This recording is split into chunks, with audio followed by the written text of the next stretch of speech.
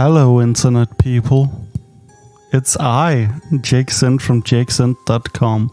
Welcome to Egodeath, the tabletop RPG show I'm doing with a lovely man named Just Dave currently. We're gonna be exploring horror RPGs, particularly Call of Cthulhu today, and it'll be an uncomfortable time. It won't be a fun time, it'll be a good time though.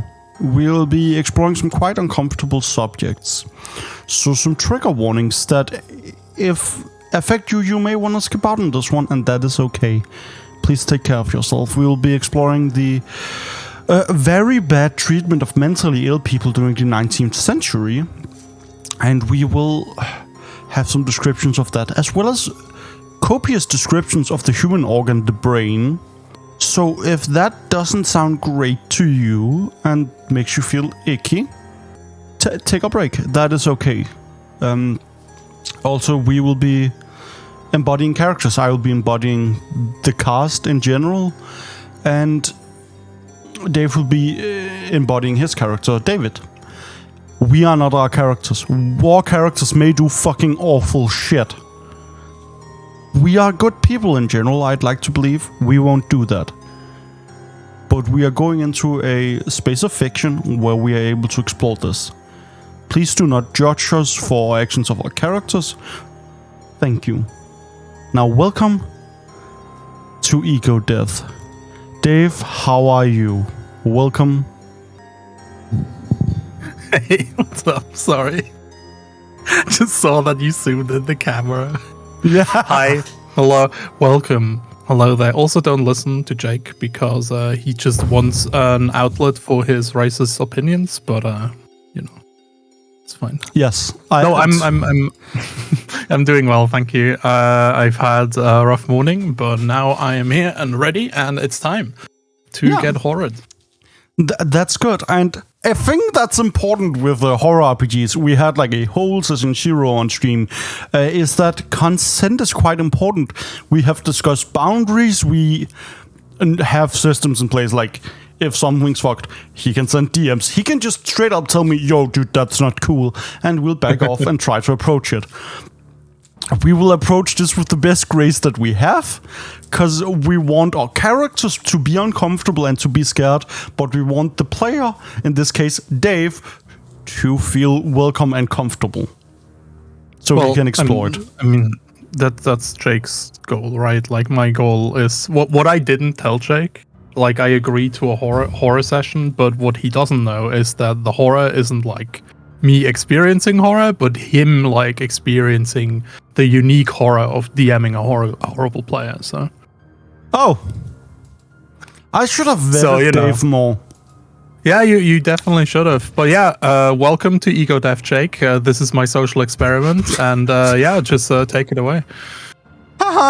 That's good. I'm glad you're here, and we're gonna have fun. Well, we'll be working on the scenario, The End of an Era. We'll be in Denmark in 2018, the year after the announced closure of the Jutland Asylum, and we'll be dealing with the fallout of that, especially the fact that they have a very large brain collection there.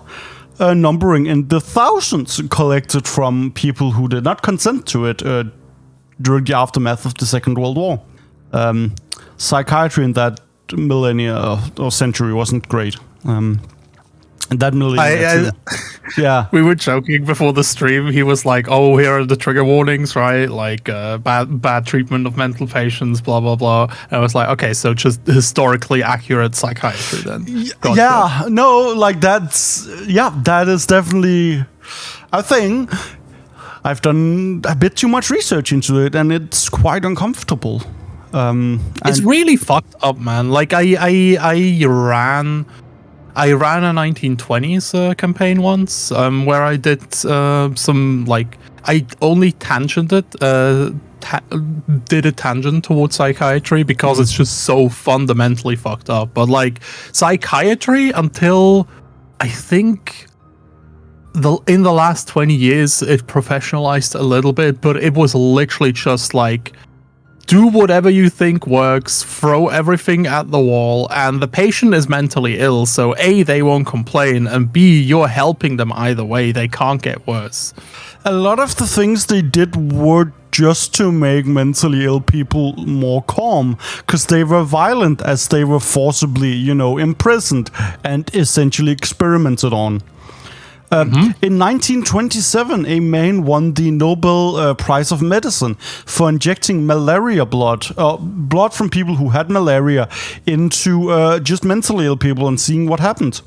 Nice, perfect. Very humane, very nice. Very We found out it didn't work a couple of decades after, and like the Wikipedia page for it is hilarious. It's like, here's all the experiments he did.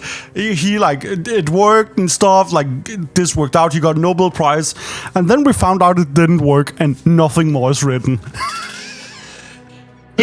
What's really funny to me, right, is that psychiatry as a science has like continued existing, because I don't know if I found like a science to be in violation of a lot of stuff was just straight out a violation of what we would think of the Geneva Convention today. Like there were a lot of borderline war crimes during peace times happening in these psychiatric hospitals. Yep. Hospitals. I found out in Denmark, this is not something we'll be touching on because it's not hitting the time scale, but in the 1600s, 1700s, and 1800s, they just took mentally ill people and put them in dørkamre, which is just, they take like essentially just fucking planks and make a box. That's like it's a coffin. You can shove food in. There's a hole in the bottom where poop goes out, and they just put the mentally ill people there. Fun fact: that's an official torturing mechanic by the CIA. Yeah, but America. So let's do a quick little dramatis personae. Before we get in, we have one character, one investigator. David Richtig. Dave, if you could explain who our main character will be today. Good afternoon, I am Dave. I will be playing David Richtig. He is a private museum curator from Switzerland. He hails from Zurich and currently works for the Anatomic Museum in Basel. That's a small museum collecting not only body part, interesting body parts, but also just general paraphernalia regarding the history of surgery, which also is quite barbaric, but let's not get into that. David is a very big, very stout man who spends a majority of his time doing his work. He enjoys what he does. He genuinely likes the search of getting the information and cataloging it, like putting it down.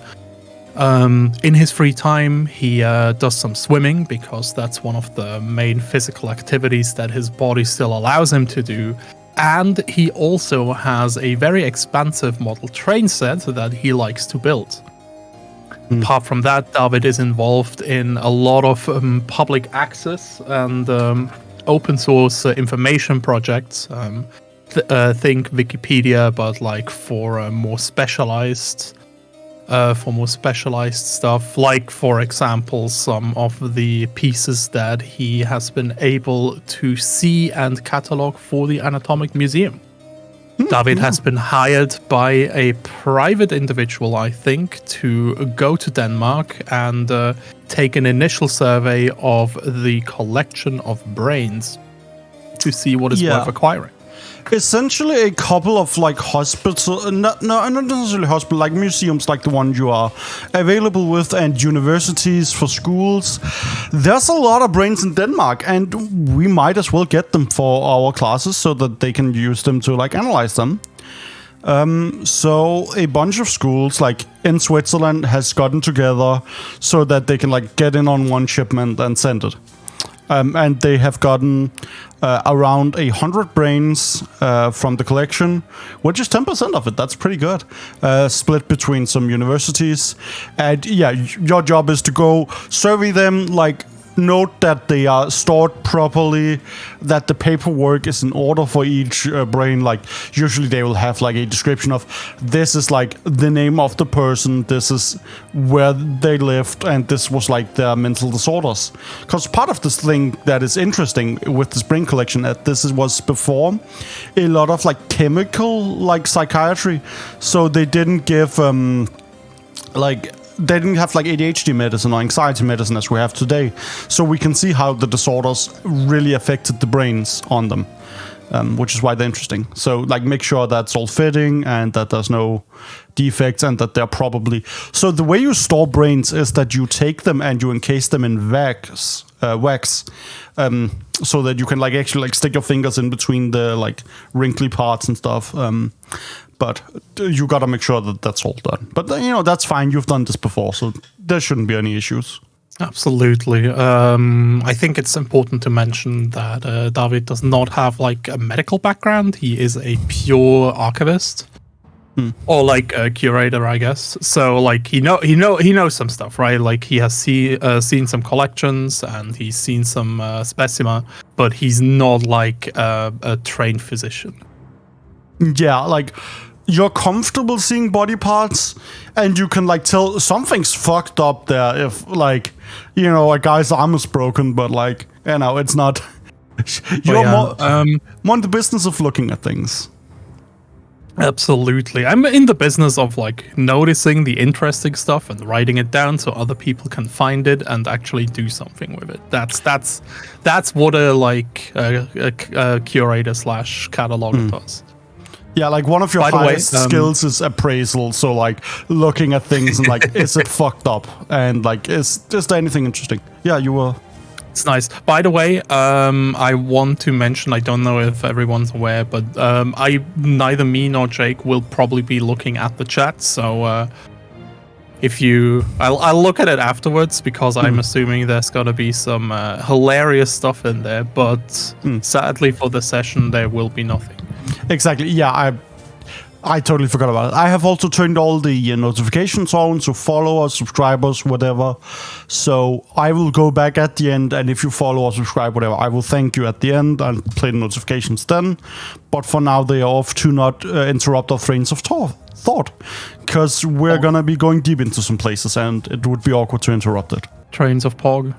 Trains of Pog. Jesus. We're off to a good start.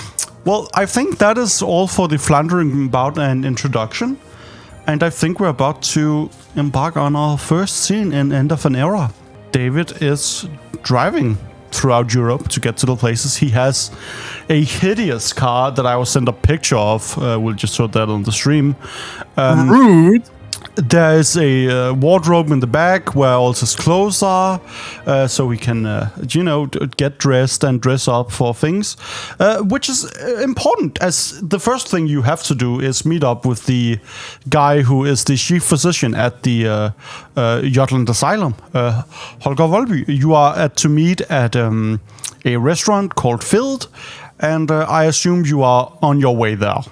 Yeah, absolutely. I am driving there. Currently, I have some slight music going in the background. Nothing interesting, just, whatever's going on in the radio. On the back seat, we have Mark, my dog, who is accompanying me on most of my trips because I do travel quite a lot. So, I would rather bring my dog than not. Yeah. What kind of breed is it? This is a good question. You just caught me off guard there. I don't know. Probably an interesting crossbreeds. In the business, you call those dogs a mutt. I'm sure David can tell you exactly what the combination is, but I don't recall. So Yeah, that is totally respectable. It's a good boy at least, and we know that. He's an excellent boy. A little bit older, but... and I assume you let him stay in the car. We are, in the spring, so it's not that bad, and you can easily find a parking space that's shadowed if you want to let him stay while you go eat. if the restaurant allows it, I'll bring him in, because I don't know, in Switzerland a lot of restaurants have like I don't know, a bowl of kibbles and some water inside, so you don't have to leave your dog in the car. Don't know how that's in Denmark. I don't know. I think this is a relatively fancy. Well, it's the fanciest restaurant I can find in that town of Wisco. So it's probably not fancy enough to not have that. So yeah, no, Mark is like. Go up and ask, and one of the receptionists, oh yeah, of course, we can like provide for that. There's a place for that. Yeah. No issue. Lovely. Yeah, he's a good boy. I tell them that they can just, he listens well. He's been trained. Good. Sit and, don't fucking do that. It's the same throughout Europe. Yeah, sit and stop. Excellent. So, I'm assuming you tell them you're here for Holger Volby. Absolutely. What's the name of the doctor that I'm meeting? Holger Volby. Holger Volby. Yes. All right. The name is richtig. I'm here to meet Dr. Volby, I think. Yeah, apologies. Yes, Mr. Volby hasn't shown up quite yet, but he will be there soon, I hear. We have the table reserved, if you just go, and the guy will like lead you over there, ask if you want something to drink while he's waiting. And he's like kind of nervous, but water. Yeah, he'll grab you some tap water, no issue. What's the tap water in Denmark like? It's pretty good. It's actually quite clean. Usually I get sick in other countries because theirs have like weird additives. So, yeah, that's pretty good. That may be the Scandinavian bias I have. This is because Denmark has some of the world's best drinking water. Okay. Yeah, I'll just fucking say it. We're proud of it. We have to have something, okay? Yeah, absolutely. It's fine. Don't worry. Like we also have drinkable tap water, but we also got fluoride in there, so it's probably the fluoride manipulating me. XD. Maybe we probably do. I don't know. Whatever. You wait for a brisk 5 minutes, and that's like you were there. I'm gonna assume like a bit early, but you didn't walk in like 15 minutes early, like around the time, right? Yeah, absolutely. Yeah, this guy's like 5 to 10 minutes late. And you can see him rush up outside those large windows that lead out, and he's like hurrying up. Like you can see him get out of the car, like rush on like his blazer quickly that he'd grabbed from the front seat. Like he looks in the side view mirror and like fixes his gray hair a little bit. And this is the guy you see rushing up. There we go. Nice. I'm assuming the green hue is for dramatization and not because I'm facing the corpse. Yes, that is dramatization. That is... This is an artistic interpretation by an AI that I have gotten. That is the thing we'll get. Very rushed and hurried, but he takes the like minute before he enters to just like get calm, fix his like he was wearing a shirt, fixes that, gets in. He's like dressed business casual, jeans, stuff, goes in, looks over to the table, sees you with the dog. He gives you the like, looks down at the dog, looks up at you, fake smile put on, and walks over and says, hello, my name is Holger. I assume you are David. I extend my hand. Yeah, David, hello. Thanks for having me. He's the kind of fucker who will grab your hand. He has very soft hands. Oh, nice. But like, they move in this almost spider-like sense of more cattish, where you can see when they walk, they are very aware of where their limbs are. And grabs, gets the elbow and like goes in for a hug. Oh, okay, yeah. I'll wrap a cancel into a hug. Yeah, that's the kind of guy he is. sits down and just, oh, I'm so sorry for being late. We had some stuff working out. We are working on the move. I am a physician. Having to deal with the closure of the asylum has been a stressful period. No problem. I know how hard it is to get these kind of things moving, especially if you're a physician, and have to take care of the whole logistics. It's just very difficult. I know it. We have Dr. Landmann over in Zurich. He needed to move his entire department from one place to another, and it was just unbelievable. Yeah, it is quite difficult. Luckily, we are moving to a larger hospital in Skyby, which will be it'll be good.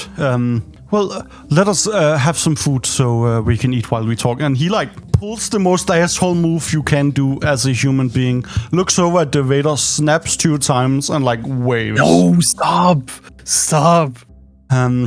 Waiter rushes over. Is already physically visibly uncomfortable.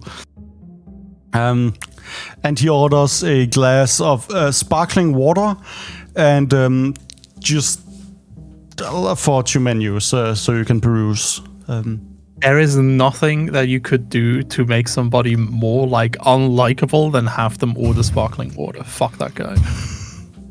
I'm glad. I know people. I would like to say. And he goes out and this is a traditional Danish restaurant. So if you peruse the menu, most of it is pork based, and most of it is a mixture of potatoes, pork, whether that is as a sausage with pork, a pork roast. Or something. If you are lucky and look at the end, you can find a steak that's overpriced. And then I'm assuming David is the kind did some of his research. He would have probably come in prepared with a specific dish that is mostly only available in Denmark that he would like to try. What's a good? Are we looking one, or do you want the main course? Or a main course and a dessert? A main course, mostly. Main course. Okay, let's go. I'll take it one step at a time. What's a good traditional stegt flæsk med persillesauce? Good. It's essentially imagine the bacon, not like bacon strips, but chunks of bacon put on a pan with potatoes, boiled, and then with a sauce based in parsley. What is persille? I actually don't know what this is in English. Parsley. There we go. Parsley, yes. Parsley. Yeah. Very traditional Danish thing. If it's a Danish restaurant, they always have a version of this. Nice. Yeah, that sounds super interesting. Then I'll order that. Do you have a picture for me of that? That sounds cool. I can acquire that. Give me a picture. I want to see that. See, that's the good thing about role playing. You can discover different cuisines, which is nice. It's one of my favorite things to do in fantasy settings as well. What's the regional dish? The interesting regional dish. And then I ask for pictures. It's a national dish? I didn't realize. Bog? Yeah, I brought it up on the stream. Yeah. It's do I have to open the stream now? Sadly, it's fat. I genuinely think it's kind of dog shit. It's not for me. That looks decent. Yeah, it's very traditional. It's I think sauce the looks so fucking thin though. Jesus Christ. Yeah, this is this is the Copenhagen version. The sauce you'll be getting is more thick, because in Jutland we have thick sauce. That's good. In Denmark, we have 2 different versions available: sauce or sauce. Sauce is when there isn't enough. Sauce is when it's good. Nice. Okay, so definitely with sauce. Yes, exactly. All right, but yeah, so that's the dish that I'll be ordering. What does the doctor order? He orders the most shitty salad ever, and it's no. No, well, do Swiss people do this thing where they don't have salads, where they always, with every meal, I know in Germany they do this thing, where with every meal there's a little bowl of salad just fucking covered in vinegar. The bad restaurants definitely do this, where you have like to every dish you just have like the one shitty bowl, and it's always like they call it Italian sauce, but it's just like vinegar with fucking with like I don't know what they did. It's like emulsified vinegar with some weird ass herbs, and it's never good. Yeah, it's always awful. Yeah, he orders basically a large version of that, except the sauce is like slightly white. Alright. Someone like whiffed some Thousand Island near it, you know? Perfect, nice. Is it one of those sauces where you can like smell the vinegar from across the table? Kind of, yeah. And yes. The worst part is he doesn't look to be enjoying it. Like, why would you do that? Well, I hate people that fucking deny themselves pleasure when eating. He'll actually like, I'm on a diet. I know. Oh yeah, same.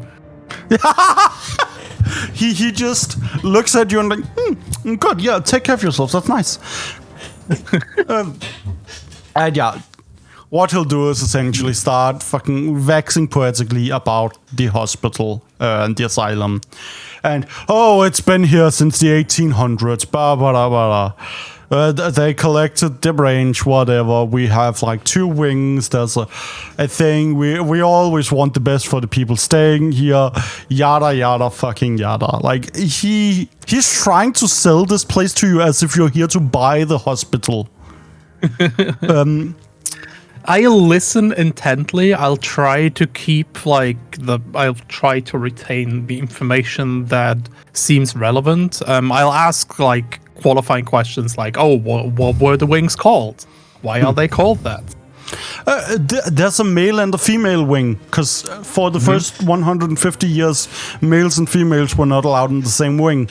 Because sexism. Ah, that's true, yes. But yeah, like, you soon find out he has been the head physician here for 25 years, and has a strong ownership feeling, and is kind of slightly hurt that it's closing. I mean, it's not closing, right? It's just moving to a new place. For me, it is. I am finishing up here, and...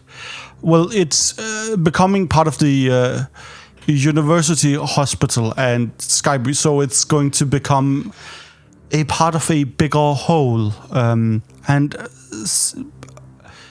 it has its own identity out here. So it's a loss of your individual identity, of the history as well. Yeah. We have own a power plant out here. Grabbing where we get supply the coal and burn it in case necessary things happen. We have our own graveyard where people are buried.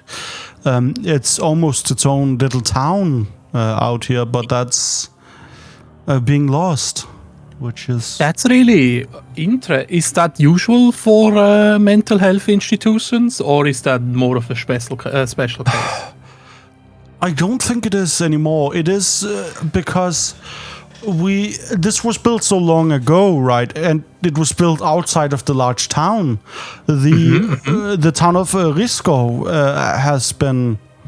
has grown around it, and the town has expanded in that area.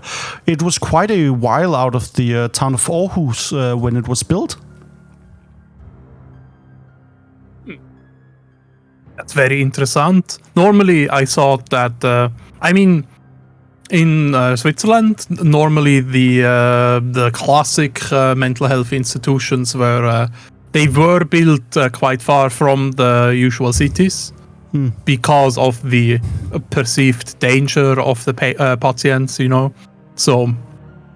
It does kind of make sense. It's really interesting that a whole town sprung up around it, though.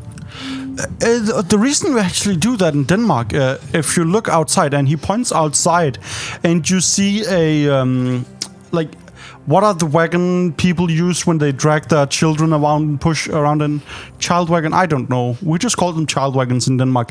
There's Kinderwagen, yeah. Kinderwagen, A stroller. It's called a stroller. Yeah, there's a stroller just standing outside with a fucking child laying in it. Excuse me? Yeah, in Denmark, people just... it is believed that the fresh air, frisk luft, is good for them, and it's important for their development. So people are very comfortable just leaving their children like that while you go and have dinner.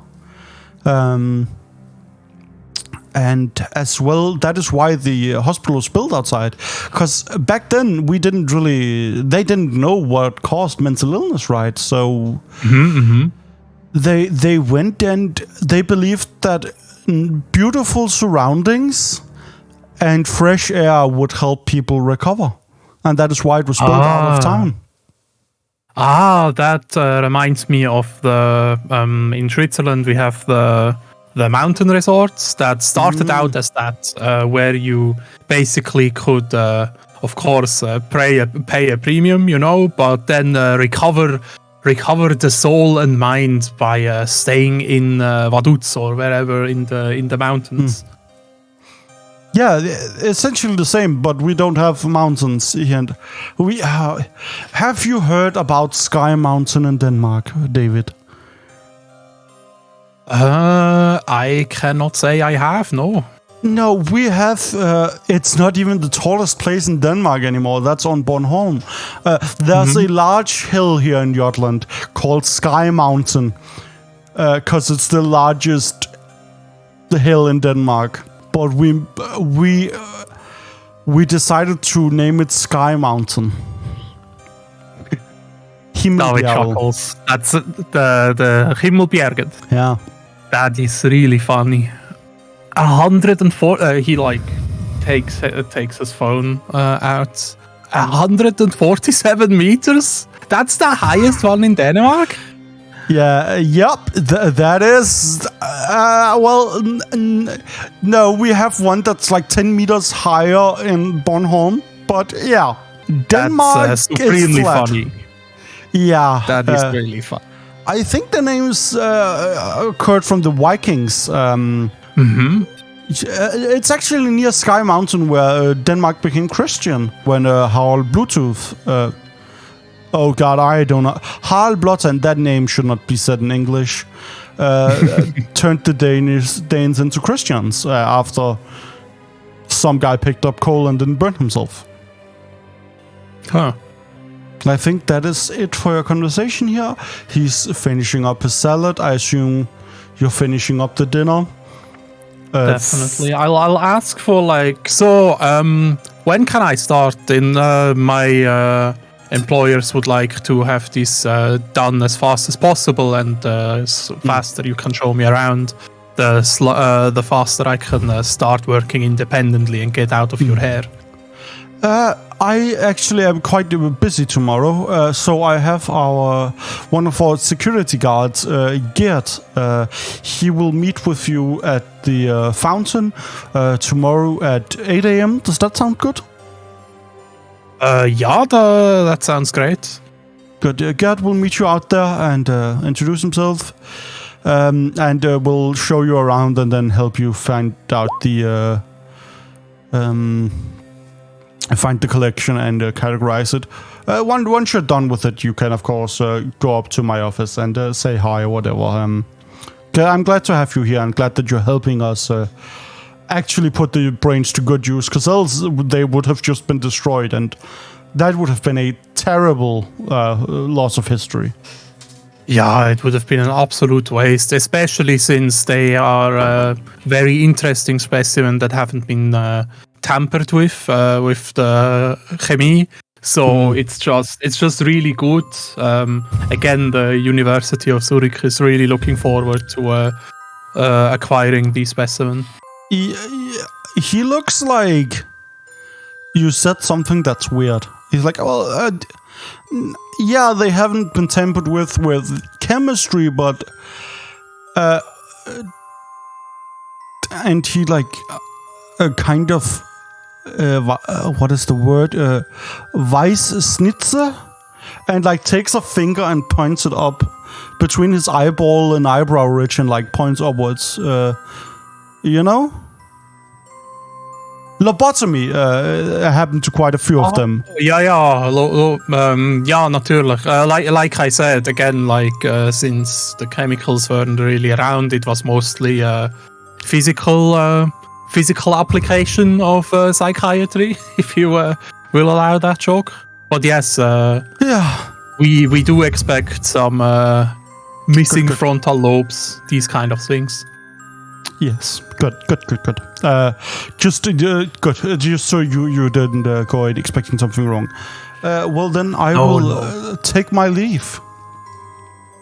Well, thank you for taking the time. I hope we see each other tomorrow, or if not, we will definitely run into each other in the following week. And he just, looks at you, gets up, and just good, and just speed walks essentially out of the restaurant. Like, what a weird little gremlin, Jesus Christ. He's just particularly busy, it seems like. And you start wrapping up, I assume. Look how your dog's doing. He's been eating the kibbles. It's been nice. Good boy. And as you start to leave... We only had like main dish, right? Yeah. Can I order like a coffee and one of those Danish pastries that I've read about while doing research? Yeah, totally. The waiter will be like, yep, get your coffee, ask like black, whatever, like... Yeah, Schwarz. I'll take my coffee, start like try out the pastry, will make my judgment of it, and then just I'll look outside the window and try to take in the surroundings a bit. The pastry is quite good. The coffee is shitty black drip coffee, as is traditional in Denmark. You're lucky it's a good restaurant, so it's not instant coffee. But the surroundings are very calm, and some less calm, more stopped. You're in risk of around the asylum, and it's named after Ries Skov, which is the large forest area. So there's large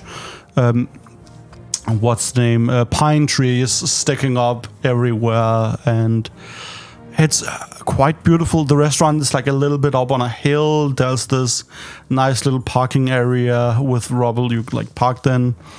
And you just see, it's spring, so the sun is gonna set in like half an hour, and you see a lot of women with their strollers walking their children. You see a whole lot of people in very tight pants out running. A couple of elderly women with weird ski sticks going for a good walk. And it's just very, very ordinary. Klivitz Davos. He mumbles to himself. Exactly. But yeah, he finishes out his coffee, does a little face. Then I go up front, pay for whatever I need to pay for. Yep, because the doctor didn't pay for anything. Classic. Yeah. So I'll pay for the meal.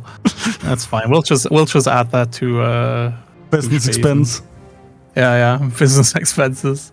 Yeah. It just gets added to the expenses. That's fine. Yeah. I imagine. So I'll ask for the receipt, and I put the receipt into my wallet. Then go out into the car, put it in the folder. Yeah, exactly. Just like put it in there as fast, and like talk a little bit to Mark. Ask him how the cables were.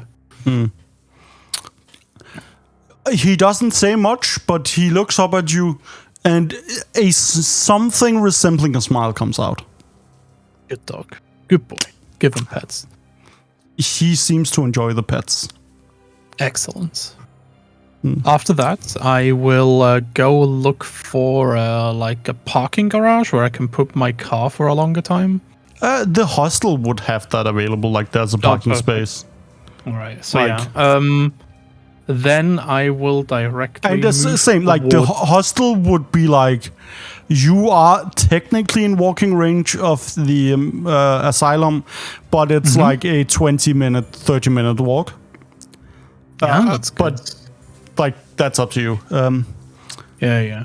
I'll in that case I will drive to the hostel, put my car down, and go to the reception. Hello? Now you are like okay at the hostel. Yes. Good. Yeah. And welcome you in. I assume you've like announced, like booked a spot in advance or whatever. Yeah, exactly. The name is richtig. I called about 2 weeks ago and had a reservation made for the next 2 weeks. Yeah. The Swiss guy, yeah, she's a relatively young woman. She seems to be doing this. She's definitely studying. Like, she has a physics book behind the counter that, like, she closed quickly as you came in. And just, I hadn't... You're the guy with the dog. Yes, you need the special room here at the end. Because they have special rooms where they allow pets. Nice. So that people with allergies, right? So she hands you the key, which is connected to this like large wooden block where the number 17 is like engraved with one of those burners. Does she have a name tag? And if yes, what is her name? Melina. So yeah, I take the key. Thank you. Is there anything else I need to know, or is that everything? I think that is Frühstück in Sie morgen at 7 to 8. Yeah? I give her a pleasant smile. Thank you so much. And she like does a small fist bump. Like, still got the German. Sehr gut. Yeah, thank you, Melina. I hope to see you around. And he like you see him trying. It looks like he's trying to recollect something. Have a good dog. Mange tak. And you are quite tall for this establishment, and you are probably in the risk of hitting the door frame as you're doing that. Classic. You decide whether or not that happens. Yeah, sure. I like bump my head. Oh my Because Denmark uses a lot of old houses. For example, in my place, my boyfriend is like 1 meter and 86, I think it is. And if he walks through my front door at full height, he hits his head. That's supremely funny. Because we like have a lot of like older buildings, and this is like absolutely an older building repurposed, right? This definitely used to be a farmhouse of some sort. So yeah, my mom's new place is very old, and I can't stand up straight in it. Like I need to walk around like a fucking hunchback. Yeah, it's actually crazy. Yeah, and what's even better in this place, there's a different height from ground to wall at that end of my room and at that end of the room. It's like slightly tilted. You know what tells me? Fucking small rooms. Not our fault you're tall. Both Dave and David. You know, sometimes you just gotta suffer. You assume heads into the bedroom. There's a little there's three options for dog like sleeping areas. There's a small cage, there's a small dog bed, and a large dog bed. Mark lays in the small one that he doesn't fit in. Perfect. That's what every dog should be doing. And there's a bed. There's a pretty large window out to a like large grass area where you can see fields out. There's like this slight smell of poop from out there as some fertilizer have just been like sprayed. And you see the like harvest is growing well, and it's looking very, very beautiful. That is gorgeous. You are, yes. Yeah. Sorry, that's a habit. I'm very sorry. That's a mean. So do you just lay in for the night, get ready, set the alarm clock, or do you want to do some research? It's like 9 p.m. The sun is just about to set. Oh, that's fine. I'll grab like some stuff out of my car, like just 3 basic sets of clothes, as well as my whole the whole computer bag. I'll pack the bag for the next day, which is something that David does. He just prepares a bag, like the stuff that he takes on with the next day, puts that on the chair. Same with the clothes, prepares everything. And then he'll check the clock again, see that it's 21:30, and we'll probably... It's like one of those older hostels, right? So I'm assuming there's like a place where I can grab tea. There's definitely, yeah. There's like a little a tray with a very small electric kettle and like a little box with definitely. like some instant coffee, like packets and tea. Yeah. Yeah, and the kettle hasn't been cleaned for at least 2 weeks. And you just see the fucking the white flecks everywhere. It's fine. That's okay. But yeah, at least it's cheap. Of course it's cheap. That's good. That's fine. Don't worry about it. The university paid for it. It probably has to be cheap. Can't have people feeling well. But yeah, I'll make a little bit of tea, and then I'll probably just go back upstairs or wherever my room is relatively to the tea station. And you're specifically on the ground floor for the dog. Nice. All right. Good. Yeah, then I'll just start going to bed and set an alarm for 7 a.m. Good. It's a good night's sleep, mate. I don't know how, you're quite used to traveling, right? So yes, it should be good with sleeping elsewhere, but this area just feels nice. It's like just there's good vibes, you know? And it's comfortable. The bed is like not too soft, so it's like your back is still good, well supported. The pillow gets your neck. There's a nice blanket there, and it's pleasant until it's not. Some part of your brain just like has this weird prodding, and you start like just getting these weird feelings like you can't lay still in bed. You are waking up and like having to turn around a couple of times, like to the point where Mark wakes up and realizes and jumps into bed with you. Good boy. That helps a lot. Nice. And the rest of the night is quite calm. Very nice. Until the alarm rings. What do you have for an alarm? Is it like a noise? Is it music? Is it... It's like a loud noise. Brr, brr, brr, yeah, brr. that sounds about right. But yeah, I wake up and I'm relatively weird and disoriented. Like every mornings are not a strong suit of David's repertoire, which is why he sets the clock quite early.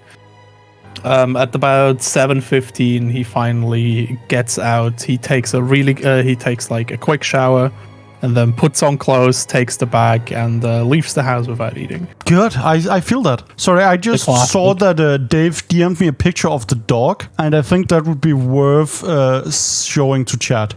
So we'll quickly do that. That's a really young one. Yeah, Mark is a bit older, I would assume. Yeah, Mark is oh my god, the old ones are even prettier. But yeah, basically it's like a mixed race between Huskies and Golden Retrievers, with like one of the mud races. Yeah. And they are very pretty. Did you head off by yourself? How did you go to the asylum? I will take the dog on the leash. We'll walk over there. Yeah, like head off in early, grab the Google Maps, it'll lead you through like a small forest path. And like the forest opens up and you get to see like this large area where there's like a large truck holding that has like a wagon of coal, and that's where the power plant is. And there's this like slow humming that's slowly building up and starts fading as you walk towards the road. And you actually see towards you, there's still forest covering the right where you see like the asylum is there. In front, you see straight after the asylum, there's a graveyard. There's a chapel. And the garden, and there's some grave tenders out working in the trimming the hedges and stuff, starting out early. And you see a bit to the left, there's a kindergarten where parents are dropping off children. And you slowly keep going. The forest opens up. To your right, you see this large red building of the Jutland Asylum. In the middle, there's a very small little fountain, and that is where on a bench a man is sitting, waiting for you, nodding off. This homie. Yeah, I approach gingerly and look like hello. You see like a large puff of smoke comes out of his mouth, and he like looks over to you. You see in his left hand he's holding a thermos of presumably coffee, because that's what the smoke smells like. And in his right hand he has a vape. He has a dress shirt, and it's like tucked into his work pants, and that's it. Like, he should be somewhat cold, but he's not. And he's hey, du David, right? David, ja. Okay, jeg fik at vide, at vi skulle rundt af Holger her. Du skulle ned og kigge på samling, right? I don't speak Danish. If you can, we can Deutsch reden, Deutsch or English. Det må du sgu undskylde. I speak English somewhat. That's det er fint. Good. Gert. My name is Gert. Yes. Holger told me about you. Hello. Hello. Yeah. He has the worst fucking coffee breath you have ever smelled. Nice. It hits you. The vape pen is coffee flavored. That's absolutely filthy. And he puts things away, has the thermos in his hand. You notice that under his white dress shirt, this guy has a I wouldn't say large tribal tattoos. He has many, small, intricate. You know the tribal tattoos that have these big chunky lines. Imagine that, but scaled down so they are thin and delicate. And there's a lot of them, and the shirt is kind of hiding that. Interesting. It's let's do you want a quick tour of the hospital, or should we just go down? I show you where the brains are and you can get looking, I guess. The brains are top priority, but I'd like to know where the general facilities are, so toilet, break room, coffee room, things like that. Yeah, totally. The dog, do we allow dogs inside? He just grabs his has a that kind of security wire system that goes under the shirt, and he's just yo, Brian, er vi cool med hunden herinde? Altså, grunden til, vi ikke plejede allergi, right? Ja. Er det ikke fint? Bare ikke ned i kælderen. Fuck. If there's issues with allergies, I can bring him back to the hostel. It shouldn't take too long. I can return with the car. It should only take that's 20, minutes. probably the best idea, homie. We can't have you down in the basement. Sorry, mate. Is in order. I can't get him like on the outside at somewhere at a post or something.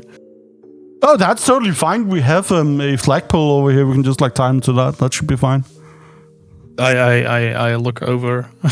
There's a flag post, and up there, halfway up the flag, is a Danish flag flying. I think I bring him back to the hostel. Okay. I should be back in 25 to 30 minutes, something like that. Vil du have coffee, tea ready for you when you come back? Oh, that's perfect. But like actual coffee, not just dishwater, right? Yep, gotcha. And we understand each other. Very good. Yeah. Nice. So good. Then I will huff and puff my way back to the hostel. Who's at the front desk? At this point, it's spring. It's most likely Malena again, tired of her fucking ass, and she's like clearly procrastinating. She has behind the front desk, you can see a setup of a book that's open, a notebook, a pencil, and an eraser, fucking aligned meticulously. Oh, perfect. Like if someone set it up, and she's just sitting with her phone, just ignoring the shit out of that. I don't know. Can there be a bell for like the comedic effect? Can I like gingerly ring the bell? Yeah, just slowly press it down, just like ding, ding. Shit. Yeah. Devil. Yeah. How are you? Yeah. Sup? Hi. Good morning. I have a small request or a question rather. Are you at the desk for the entire day today? Yes. Jeg har en frokostpause her. I have a lunch break like 4 hours, but yes. Question. I have to leave Mark here, but he needs... obviously, he's a dog, so he should be walked. Would you be interested in... 20 euros and just take Mark for a walk during your lunch break? She pulls a maneuver. She like looks around, looks at you. Oh, I do that for free, and like thumbs up, like signals. Yeah, give me the money. But doesn't wanna express that she's doing it to be nice in case someone is listening. But she's like, yeah, give me the fucking money, dude, and I'll do it. I give her like the most obvious wink possible, and put a 20 euro bill on the counter. Thank you so much. No, it's I insist on paying. It's very important to me. I know that you don't want any money. Yeah. Wait. Oh shit! Actually, you know what? Keep it. We don't use euros in Denmark, so like. Oh shit! Sorry. Then I would have offered crowns. I would have offered krona. Okay. You'd have like good. Then okay, yeah. She takes that. How much? I don't know. 200 krona, something like that. 150. But according to Google, it's 209 krona. Wait, 20 euros? Oh no, that's Swedish. Fuck. Yeah. 20 euros should be 150 krona. Because 1 euro is 7.5. Why is there a difference between Danish and Swedish krona? What the fuck? Because we are different countries, and I don't think Swedish krona are tied to the EU. Why? And why are they both called the same thing? Because we speak the same language, but with an accent. Danish, Norwegian, Swedish is the same fucking language, except we have an accent. I swear. Right, so yeah, I don't fucking know. 150 krona. Yeah, she takes that. I was ready for her to be like, I don't need to take. I don't want to deal with the hassle of having to convert it. No, it's annoying. I would assume that David did like the research, knowing that David is smarter than you. Yeah, exactly. So yeah, she takes that. It's no issue. She's like, he responds to Margaret, and like just gets the name. Good. She's like, I'll walk him lunch, and if you're not back by dinner, I'll also go for a walk now. Super. Thank you. If there's any problems with him, actually, I'll like go to the car and I will put his food on the like in one of the wardrobes in the room. If he gets hungry, or if I don't know, if you want to give him a treat, you can use one of those. And yeah, just keep him on the leash. He listens to the usual commands. So sitz, Platz, stop, these kind of things. Platz? And yeah, she looks at you very confused.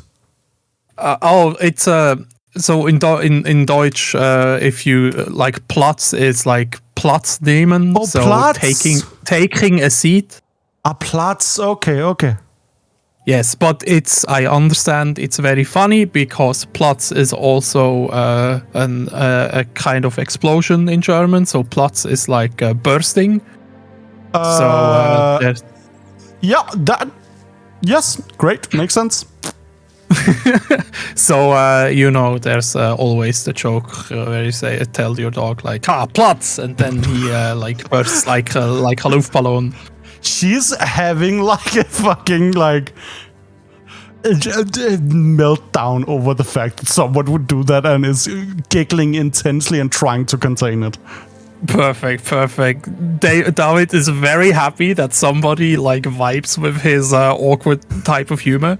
He then realizes that he has spent like 10 minutes talking to this receptionist. I need to leave. Somebody is waiting for me. Yeah. Excellent. And you hurry in the car, go up. There's a parking spot in the opening of the asylum. And it gets standing outside of the door and like just looks slightly annoyed. But like, I am so sorry, I had to find somebody to take care of the dog. But it's all settled now, and tomorrow I will be on time. Skidegod. And hands you a coffee, like a cup of lukewarm coffee. Nice. I will take a whiff and assess the quality. It's shit. Perfect. I take a sip and say, yeah, you know how to make the coffee. Perfect. Thank you. And he does. I'm very glad that at least somebody knows. Like, yeah, man, fucking no one's as tough as me. That kind of like, thing they do. And he starts opening the large front doors, and outside there's like the sound of nature. You walk inside, the door shuts, there's a thud, and it's fucking quiet.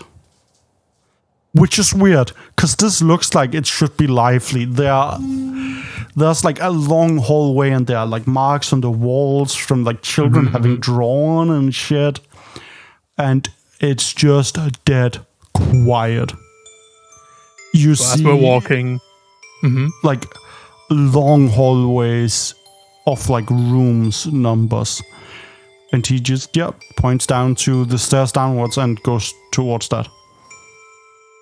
Good. Yeah, I follow him. So, have you been working here for long, or are you just here for the transition?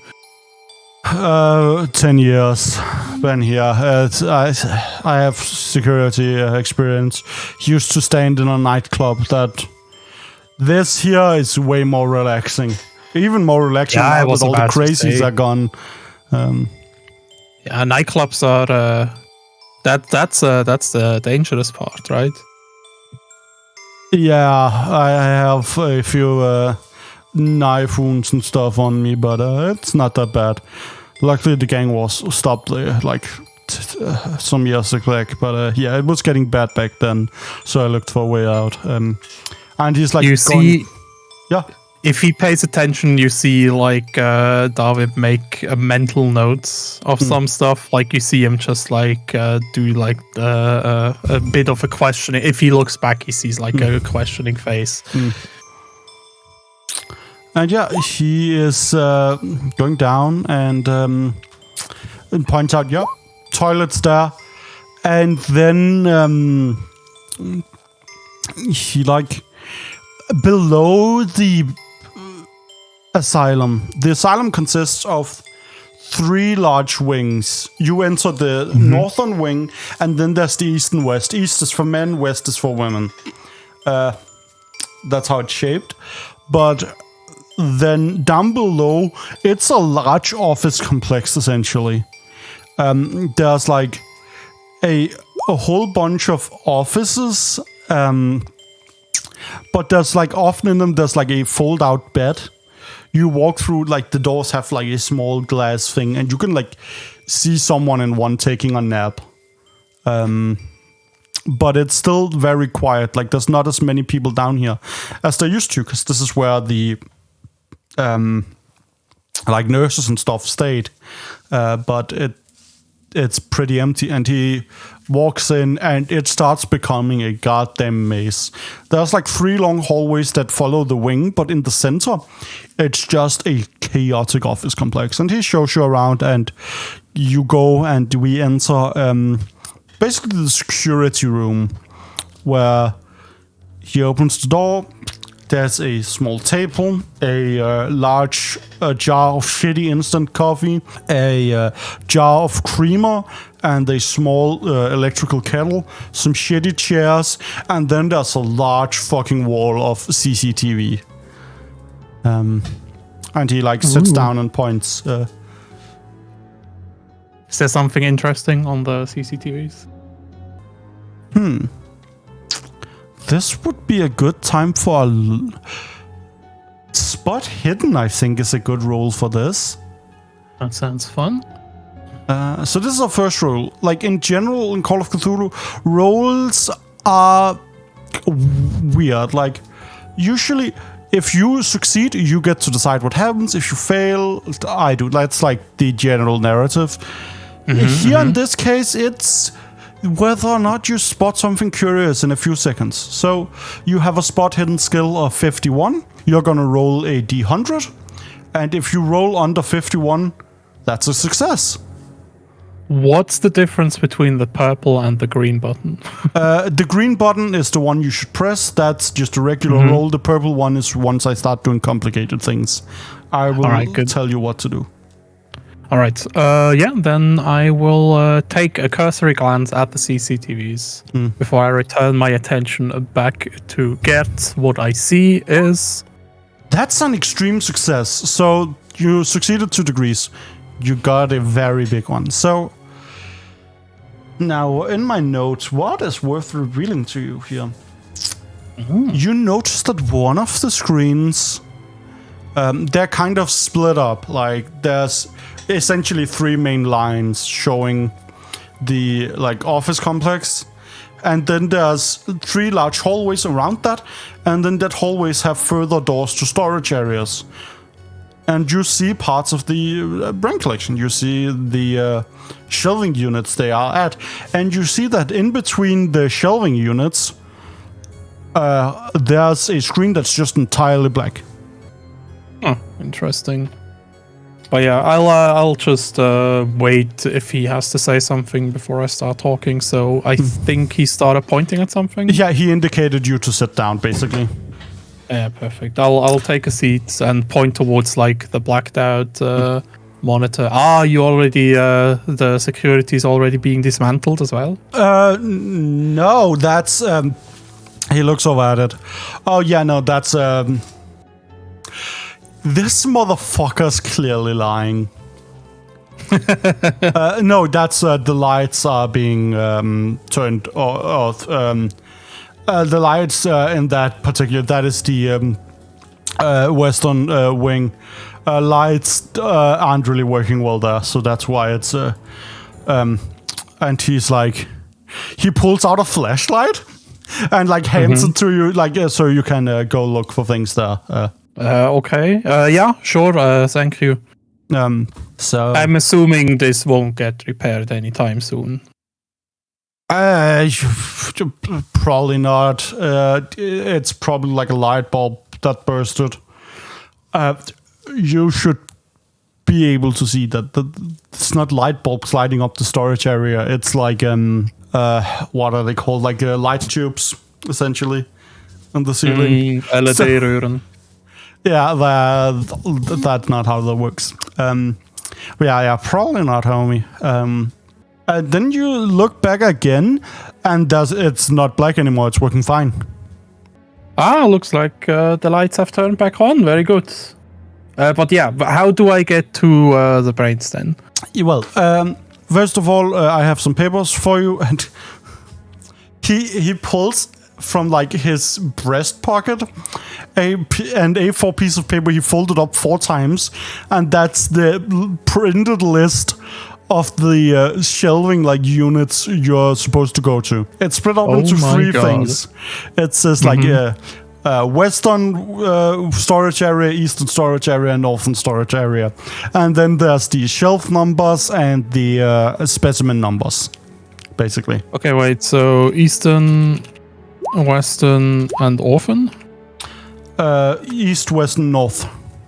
North. Yeah. All right. So in the eastern, there's 38 specimen you need. In the western, 19, and in the north, 43. I'm assuming I'll get that as a handout, or do I need to note that? No, I have that noted. Like, just there's like a number of brains you need from each section. They're different. It's fine. Like, you have the piece of paper. David has the piece of paper that says you need, like, from the eastern section, 38 brains. You need specimen.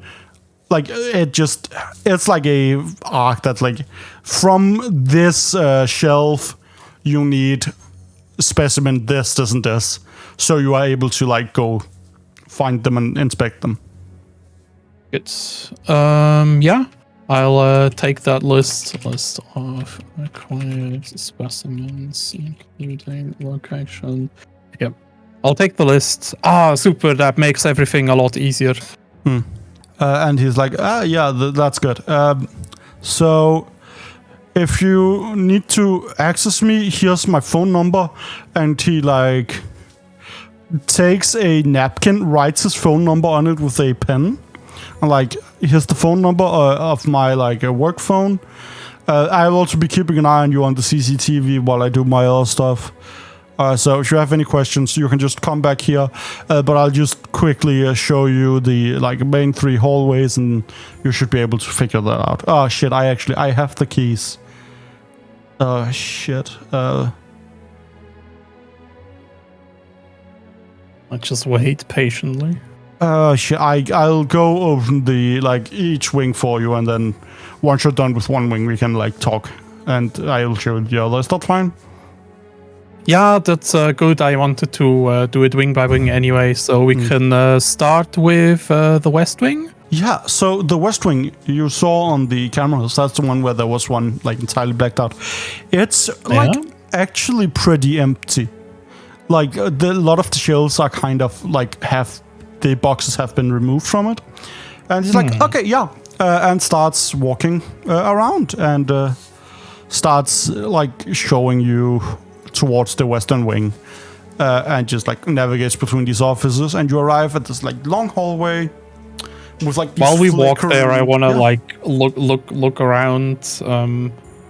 Ideally try to, like, see the whatever was shown on the camera once it came back on. Like, see the place, find that place, because that okay, so notify that area. Yeah, like, so the camera was off and then it turned back on. Yeah, and I'm assuming I was able to see, like, something there, and I just want to keep a casual lookout. Like, it's not something that's very important to me. You would have been able to see the, like, specific, like, shelf number. Like, that's fine. Okay. So, like, that's it good. covered shelf number X, right? So you can find that area and see. Yeah. Perfect. Yeah. So It's- once we walk past there, I wanna. Yeah, he will not, like, go with you into the storage. He will lead you to the entrance of the storage area. And just, like, Nice, good. open the door, lead you in, and just, like...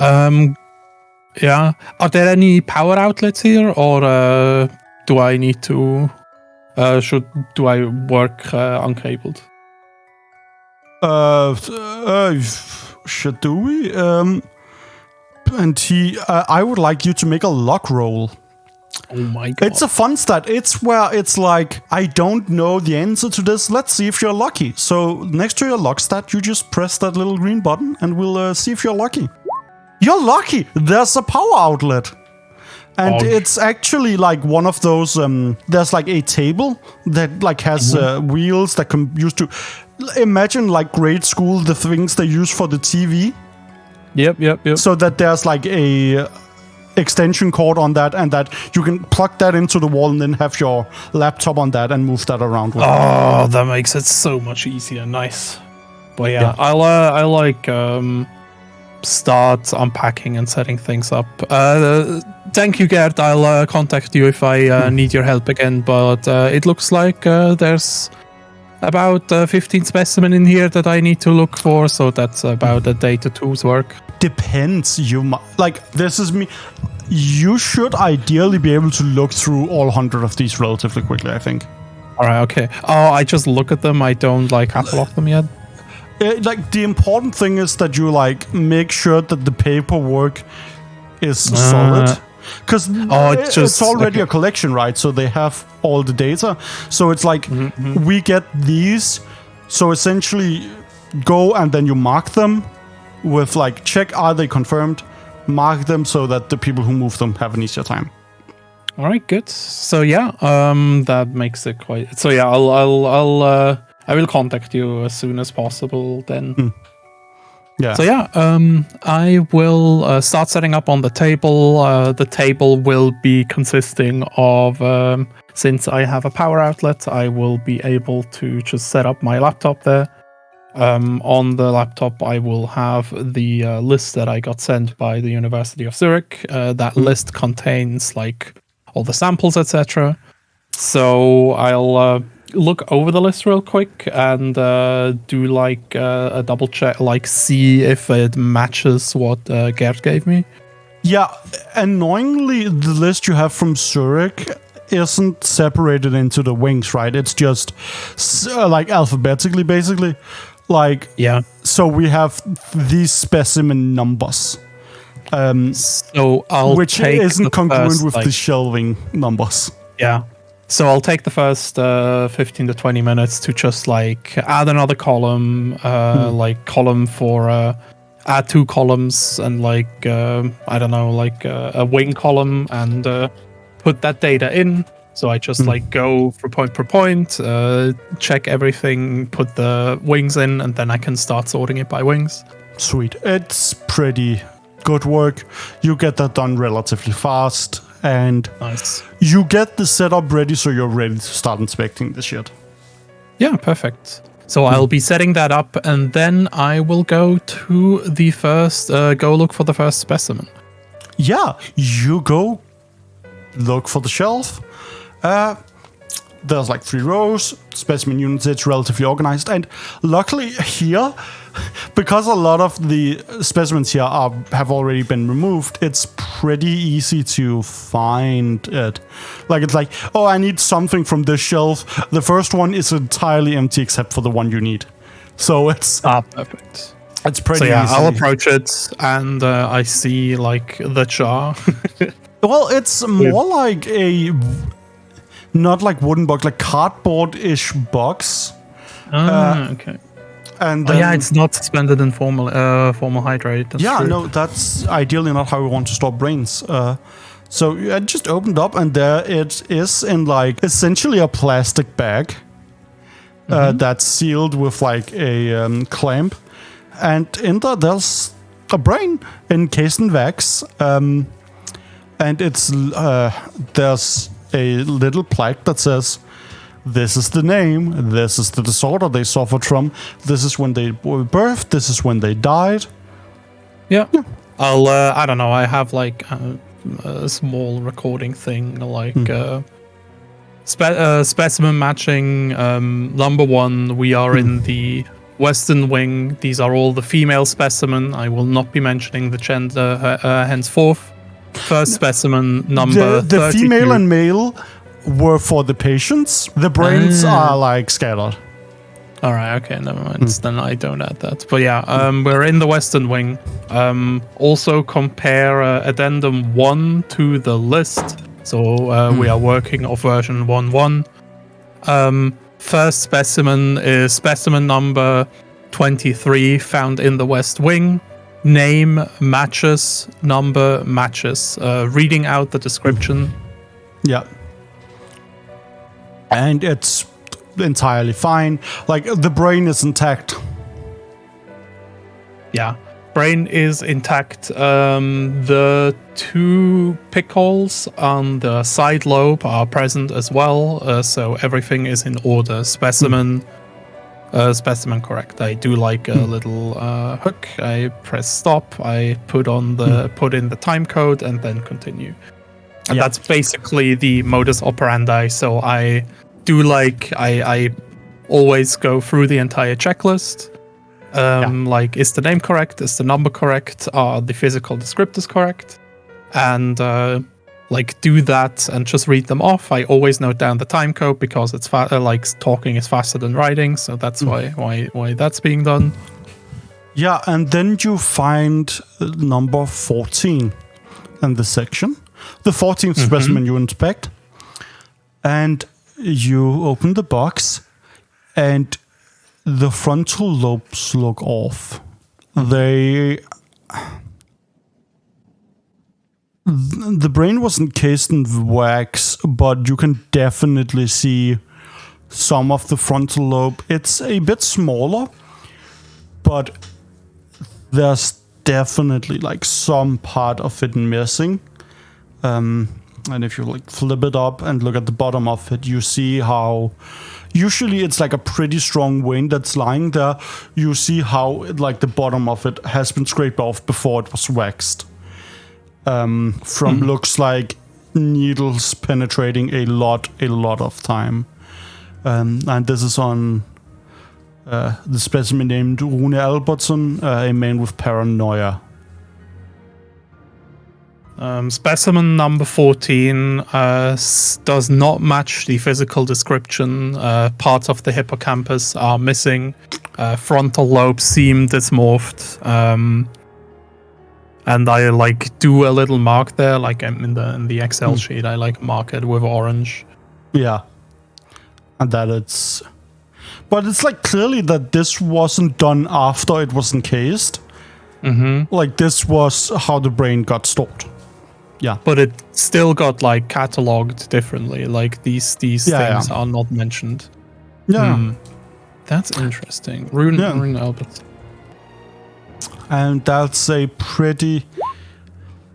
If you weren't used to seeing a lot of body parts, this is where I would have given you your first sanity check. But because David is quite comfortable with body parts and have been handling them and seen the history of surgery, he has some sort of stubbornness to that. So he'll handle that fine.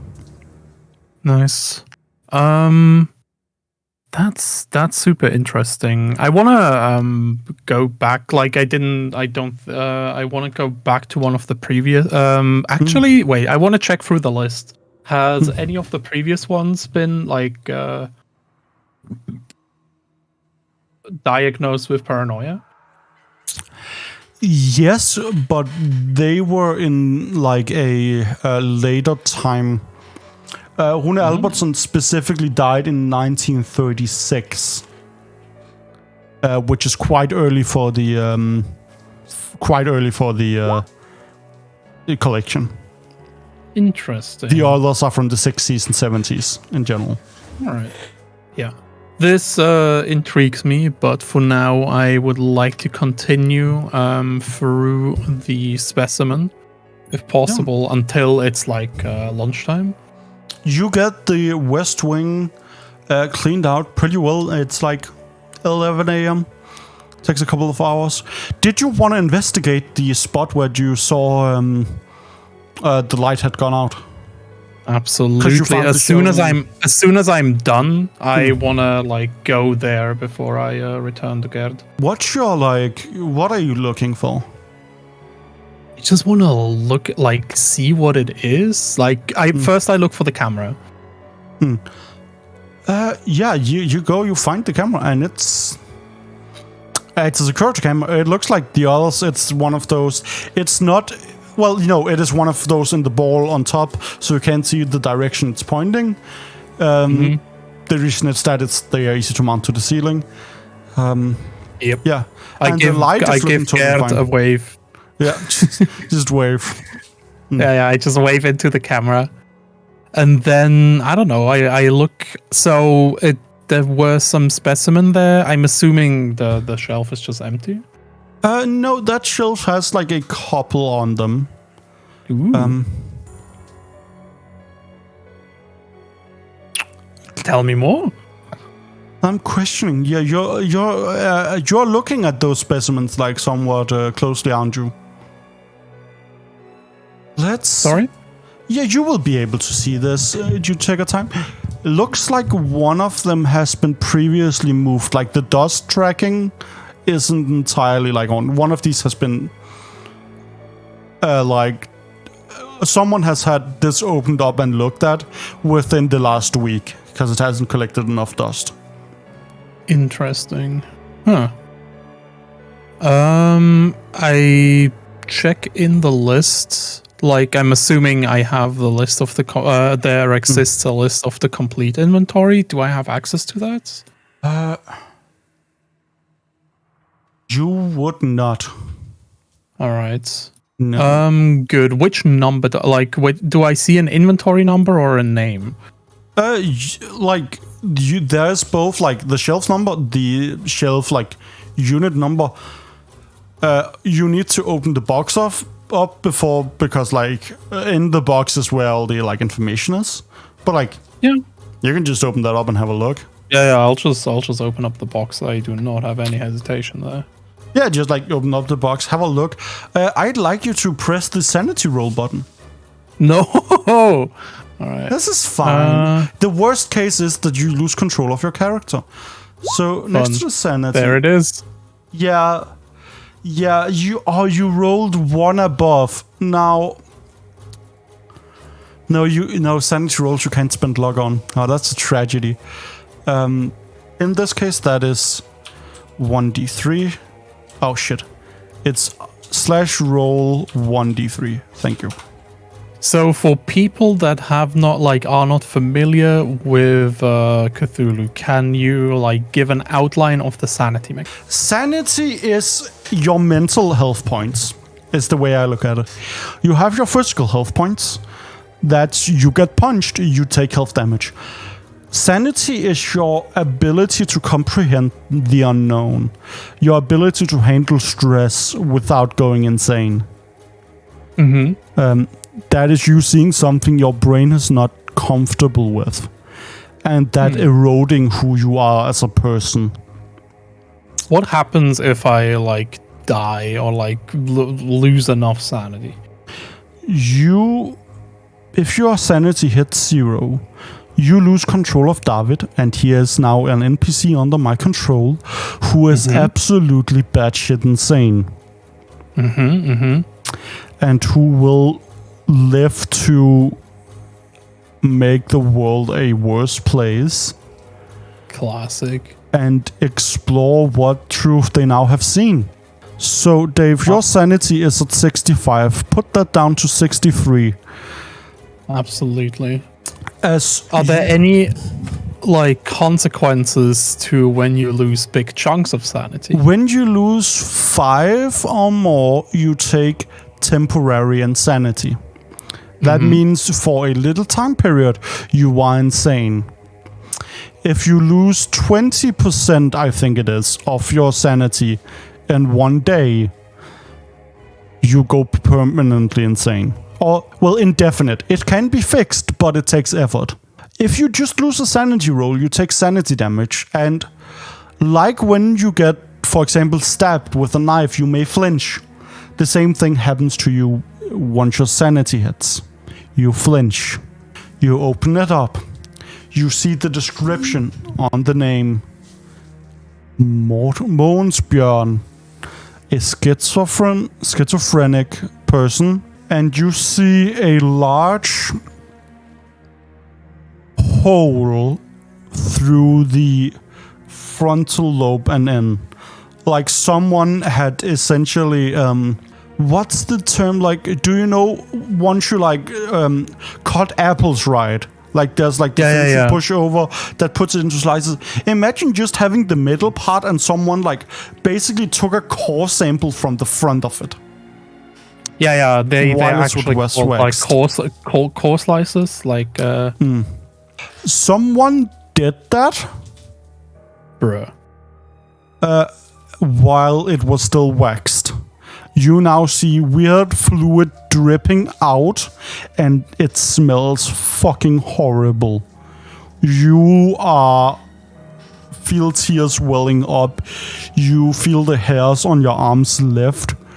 You fall backwards and trip and hit your head on the floor and pass out. No. Rip. David go Richter down gagging. is currently unconscious while trying not to puke. A little while after, you're like shaken up. You see a Gerd in front of you. He's like grabbing your collar, like, you okay? Yeah, you couldn't. You're fine, homie. Like, you couldn't handle the brains or what? Like, are you okay? Did you get enough food? Are you fine? Like, he just saw you laying on the floor on the CCTV, and he's like, "Hey, how are you doing?" Moment, ik moet goed. Als me goed. Sorry. Can you help me real quick? Yeah. The chair would be good. Yes. You lay there, and he like goes out in the hallway, comes back with a like chair that was sitting out there, and like puts it down, like grabs your arm, like helps you get up. And he's like, "Yo, you fine?" Yeah. I point to where the crate is / was. I'm assuming somebody damaged one of the samples, and the smell was just. Oh, that's not optimal. Why did you say? And you try to like point it out, and that crate is gone. Wait, there was a crate there before. No, like no. Yeah, I realized there's a lot of crates missing because we just like sent a bunch to Norway and Sweden, like. But no. When I literally opened up a box, and there was a damaged sample inside. That's why I passed out. Like, there's none on the list that's supposed to be here, and like the only one left on the shelf is like this guy, and he looks fine. Sorry, this girl, she looks fine. Okay. No, there were 3 samples there. Well, clearly not. You need some food? Okay. Did you?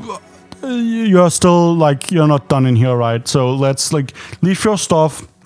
You come with me. No. I got the samples that I needed. Is there a way to check the cameras? The camera was on. I waved to you. Did you? Yeah. We can. Okay, first of all, you need good. We'll go to the security office together. Can you stand up? Are you fine?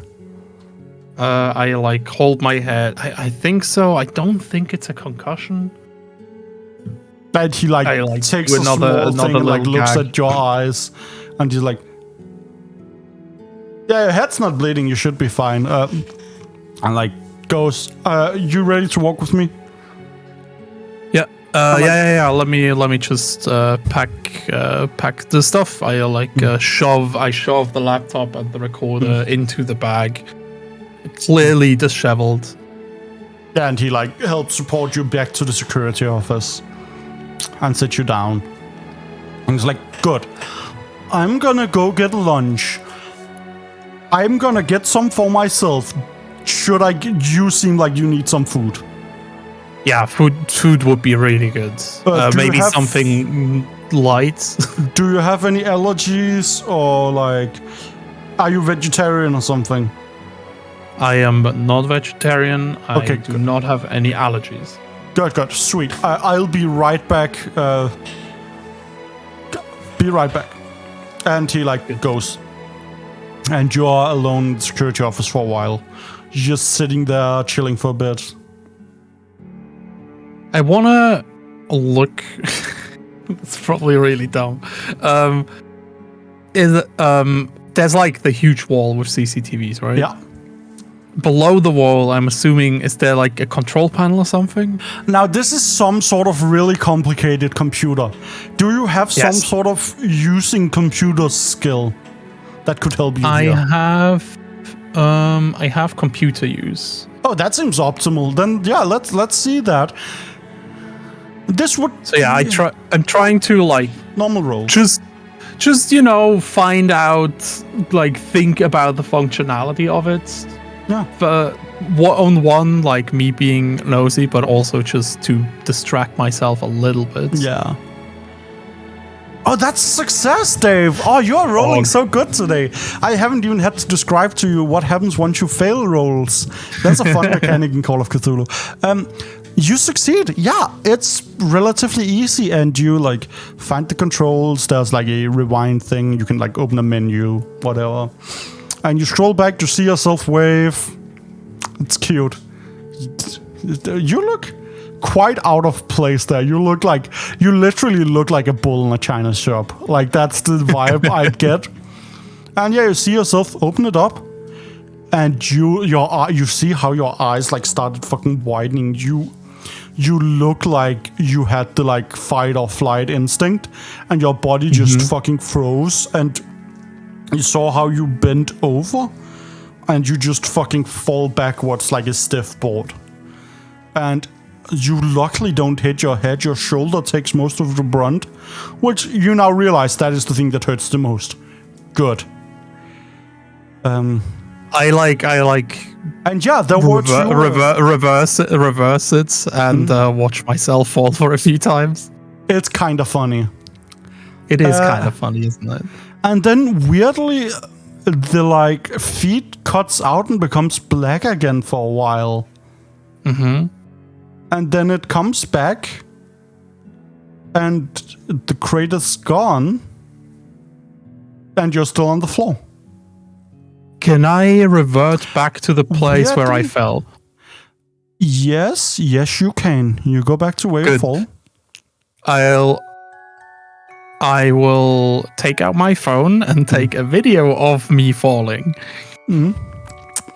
Good. You now have a video of you falling. Good. Okay, that's fine. And then I'll just like stop the security camera there and sit back. Now, this is me warning you of a consequence. The security guard of this place will probably not be happy about you fucking with the security cameras. Without I am aware of this. David does not think of that. David, good, okay. I just wanna be fucking sure, because you're about to make a man angry. Good. No, I specifically am like stepping on his feet as a player because I think David is like, no, I gotta show him that. Okay, nice, cool. Look, okay, I'll just stop it there. I can show him. Smart. You wait a little bit. Your nausea starts to clear. And you start smelling fried pork. I said I wanted something light. This man doesn't listen. He's Danish. Yeah. And in Pølsevogn, do you have like just hot dog wagons in Germany, like Switzerland? During my research, I have read about Danish hot dogs. I don't know what they are. I just know that they're a thing. You're good, because you're not getting a Danish hot dog. You're getting something better. This man comes in with 2 boxes, like 2 paper boxes, and on top there's 2 Kokios on it, which is a chocolate drink. You have to shake them first because the like powder falls to the bottom. And you smell like faint onion, and he like it just comes in. Oh yeah, hey, here's food. I got you some pulse mix. Puts it down in front of you, hands you a like plastic fork. What you doing? Nice. I like take it. Also, I am once again asking for a picture of the food. Okay. I don't think I can actually get a good descriptor. Is this? Oh, this even has the like correct box. Pog. Yeah, it's not what I like. This ain't the version I want. So it's basically like this kind of box. There's a lot more sausages in it, and it's covered in fried onion and a whole fuck ton of like pommes frites sauce, which is like this white mayonnaise kind of thing. It's fucking delicious. I love it. Nice. All right. So yeah, I like take it, do a little smell, and like that actually smells pretty good. I didn't point to the to the monitor. I have the proof, by the way, that there was a box there. What the fuck? And he's like shoving this in. He's like vigorously shaking this like cocoa thing, just like fucking. He's just violently shaking like his this drink while eating. And then he opens and it has this very nice, like pop, like, like that kind of opening like noise. And takes a good jerk. He's like, oh, you have proof. Turns around, looks at the camera you have stopped, and you see his eyes fucking open wide. I swear you see a vein like expand in his forehead and burst, and blood flies out and like sucks back in. Like that is what it feels like. It's happening. He's like, what the fuck did you do? Hvad fuck har du gang i? Du ikke fuck med camera. You can't fuck with the cameras. No. What the fuck, dude? I just rewound and stopped it at the frame where. But look, there are 3 boxes there. Dude, what the fuck are you? Oh my god. He looks at it. But like, okay, yeah, there's 3 boxes. Presses start. It is pretty funny when you fall. Rewinds. It is, isn't it? It's a real good fall. Rewinds again. It's pretty good. Still fucking angry at you. Eat your food. And like keeps it going. Huh. It like empties. Like it like blacks out again. And yeah. And after that, it disappears. The box is gone. Like That's there was something weird. there. It is. Probably some sort of theft. Like that's not good if a thief has broken in. That shouldn't. I don't want to be a dick. I don't want to be a dick. But if a camera like stops working, shouldn't you go and check? It probably should, but like I wasn't looking at that point. I have other issues, right? We have to mostly as like insurance policy to record things. But you're fucking down now. Okay, I'm gonna finish. Okay, no, actually, like, hey Brian, lås nedgang til kælderen. Vi har måske haft indbrud. Spise frokost, så tager en rundt. Okay. Got my homie to lock down the entrance to the basement. It's only you and me down here. Like, maybe we trap the guy who's having a nap in one of the offices. Like, that's fine. They know where this office is. They'll come. I'm finishing my dinner. I'm on break right now. Then I'll go have a fucking look. And keep eating. Okay. David is like visibly uncomfortable. Can't you? I don't know. Can I eat upstairs or outside? Something like that. Fresh air would actually be quite good. Oh, that's. He's like, oh, that makes sense. Actually, yeah. You know what? Let's get you outside. Yeah. And he like just grab your food and like will just follow you out to the entrance and like lead you back upstairs. And there's now a locked door, and he'll just like unlock and just let you out if you want. This fucking clown. Yeah, sure. I'll do that. I'll go outside. And he'll just fucking go eat himself. Okay. I like go outside, like sit on the stairs and have a little bit of food. No. It's kind of difficult to get down at first because my stomach is still incredibly upset. But I do feel justified. I was right. There was a thing. Yeah, you were right. And then I like have a small epiphany, and like I get out my phone and look at the video again that I took of me falling. But this time we don't focus on like the comedic genius, the physical comedic genius of me, but I wanna like look at the shelf. What you looking for here? Just like to confirm that I remember. Can I see the contents of the box from that angle? I just need to confirm. Very slightly. Like, you can see there's, you like open the top and there's definitely like the top of a brain in there. But not much more, sadly. But yeah, I just like start getting a small headache again. Just look at it. And just decide to let it go, you know. Have some food and probably stay away from the West Wing for quite a bit. Well, you did finish up in there, so that's fine. Yeah, exactly. But I'm not gonna return. That's fine. What's the plan here? After finishing my food, I see whether the door is still locked or not. The door's still locked.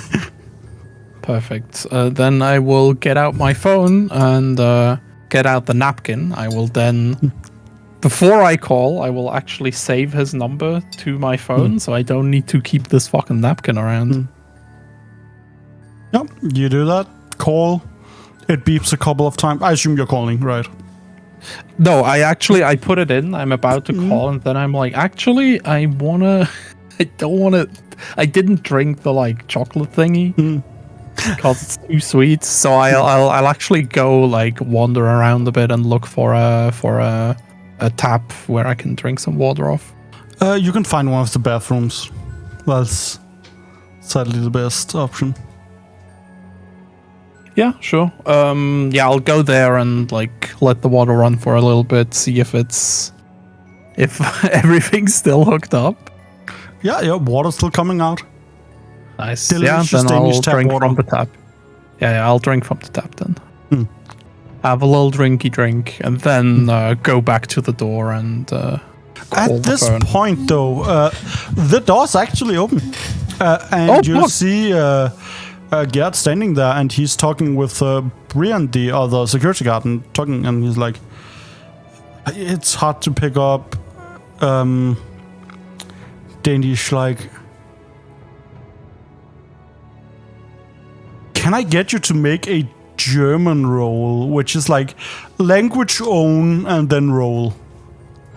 Yeah, sure. This is gonna be hard because this is like using your skills in German to pick up Danish words that are kind of the same. Good. Yeah, sure. Green or purple? Still green. Green, yeah. Alright. You got a hard success, baby! Baby! This motherfucker out here rolling only greens. What you get is pistol. Like he's like, I need something to protect myself, and the other guy's like, oh yeah, here's the key to like the closet, and he's like, there's a mistrust towards you. Like, less mistrust, more like you're nosy. And it's kind of annoying him. And he's like, damn, I really have to deal with that. I will notice you coming, and then like... was about to say, I will make myself really, like known serious. by... Yeah, I will make myself known by like doing a bit of stompy sounds. Oh, yeah. Want to come down and look at the other areas? Yes, the western wing is done, so the eastern storage would be next. Yeah, that's on the other end. Yeah, we can definitely get there. And he starts talking about the like eastern wing as like that's still pretty full, so it's not that like rough. And he just once he's like starting to describe it as you're walking towards it, he like has a slight hesitation at something and then just shakes his head and just keeps going. You notice he's now strapped. Like he has a gun in his like pant. Wait a minute. Wait. I look at him and then just like casually meant, doesn't Denmark have really strict gun laws? Like, yeah, they do, like, really, really strict, but in this case, since it's security for a public building, it's it's fine. Interessant. Okay, sure. So you didn't find the guy then? No, still looking. I contacted the police, reported it, but I've done rounds in the Western Wing, didn't see anything. Went through all the offices. That's fine. While you are looking at the Eastern, I'll like do a quick round of the Northern Wing. Can you close the door after me? I really prefer for that person not to come in while I'm working. Yeah, I can totally close it after you, no issue. Good. Good. You arrive at the door. He locks, opens, lets you in. There's lights. You go in? Yeah. He's like, good. Closes the door. You have my phone number. You just call, right? You still have that? Yes, I actually saved it. Oh, so good. Closes the door, locks it. Nice. Yeah, I will do the same setup. Set up the recorder, set up the laptop, sort the list. While you're looking through the that stuff and getting set up, you notice there's one line of shelving that's covered in like a top, essentially like dark top, like just covering it like as a this is like walled off one for like shelving unit specifically. And like at the end where this number is just like don't look, like the kind of like classified info type of thing. Interesting. Okay. While I like prep the new wagon, is there a camera pointed or like close to that top, or does it look unsurveilled? There's actually not a camera pointing towards it. Because, you would have realized looking at the cameras that there was something covered. Yeah, you didn't see anything That's like that. actually true. Nice, cool. I'll check the clock. I'll check the amount of specimens that I have in this wing. You have, this is the Eastern Wing, you have 38 specimens you need to collect. So it'll take most of the afternoon. Okay, I will... Yeah, I'll just start out with the top. Now, you're just like looking at the top shit. Yeah, I'm like, I like look down at my wagon, look back up to the top, look at the wagon, look at the clock, look back to the top, and then like, if nothing happens during that, I'll start walking towards it. You start walking towards the top. Now, I assume, just lift it up and have a look? Yeah, sure. What's behind that? Yeah. That's interesting. There's boxes with presumably brains. Boring. Yeah, well, that's what they store in How here. many boxes are there? I don't actually know, but like they are like the shelves are 80% full. All right. So every fifth one is missing.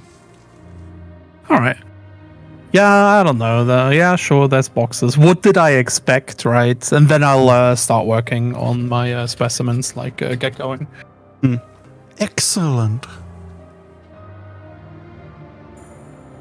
After Then, going like, for it a halfway little through- while, Yeah. you notice a door not leading back into the this is a long room, and that's the door connecting it to the hallway. On the other side, back in one of the corners, there's a further door going away from the hallway. Huh. Does the door open? I press it down. Yeah, it's not locked. What's behind it? You slowly drag it open, and the lights are off in there. Wait, I got given a flashlight, right? You did.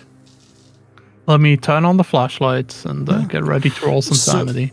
You turn on the flashlight and you go up, and the light shines in your eyes, and you have to they're reflecting off of something, and you have to clear them, the black things from your eye.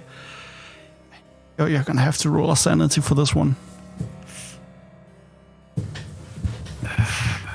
What do I see though? I'll tell you. What you see depends on your sanity roll. There we go. Extreme sanity resist. I'm ready now. Yeah, you are very good at doing that. I'm impressed at your skill at rolling. Now, And I this say, is just better lucky than good. I'll live by that. Okay, that's the level for that. Now, I'm just having to look at some reference photos on my end. That's good. You don't take any sanity damage. Hog. There's a large cylinder in the room filled with a green liquid. And in it, there's a brain floating, and it's connected by wires to the glass. It is suspended in a net of wires, essentially. Wait, you gotta rewind my audio cutouts. Okay. Can you start over? There's a large glass cylinder filled with a green fluid. There's a brain floating in the middle of it, but it's suspended by wires, essentially with small nails dragged into it, head into it, and then there's a wire rolled around the side, and that is going out, connecting to an electrode thingy on the glass. And there's hundreds of them, in a web holding this brain up. The fuck? I wanna You hear a slight Try vibration. The fuck? I get spooked from the vibration and accidentally almost hit the door frame. You actually hit the wall, you fall back and hit the light switch and turn on the light in here. Oh no. Okay. I'm gracious. Good boy. All right. I don't know. I think the first instinct is to try and rationalize it. Is that something that I've heard about? Is that a type of therapy?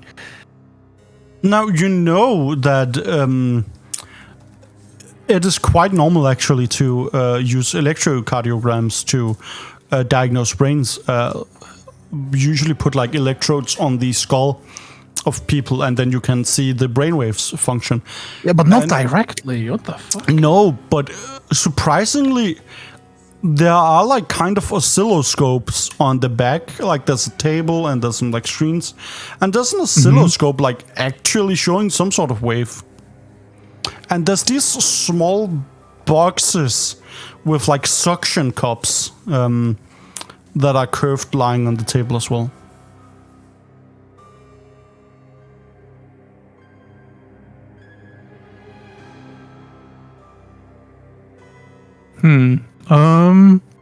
I am now at a decision point. You're at a point, Jess. Ugh.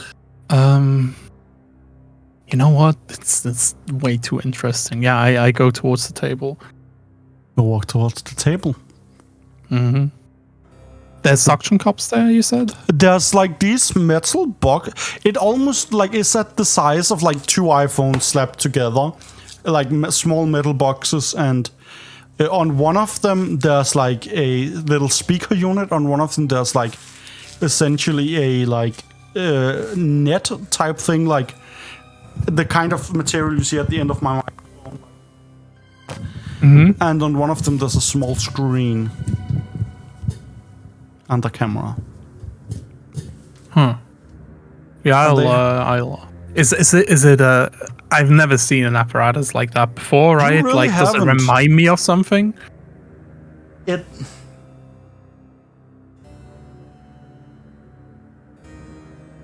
What's the best? It looks like all the parts of some sort of communication device scattered out. Interesting. Right, because, like, you know, for telepresence, like, one of those robots they send, and there's, like, the face on the iPad, and there's a camera showing what the robot sees, you know, like, kind of that scattered out. Huh. I checked my clock. how's my time budget looking? It is 12:45. You have been in here for 20 minutes. All right, I end at 6 p.m. If I budget like 30 minutes in this room, will I still get done? Like, you won't get done today. Because there's still 43 in the northern ring. Yeah, no, but like in this room, is there like the? If you spend 2 hours here, you still like have time to finish up all the brains, right? All right, okay, no. Then I'll start going to the like I'm at the table and I'll start like. Is there a power switch or something? Well, the thing seems to be turned on, right? Because there's the screen showing the oscilloscope waves of the, like, True. It says like alpha waves, beta waves, gamma, you know. Where is it getting the power from? There's like the screen just has like a power plug to a regular outlet. Okay. The cylinder has like a thick fucking wire going down until like a metal cap on top from the ceiling.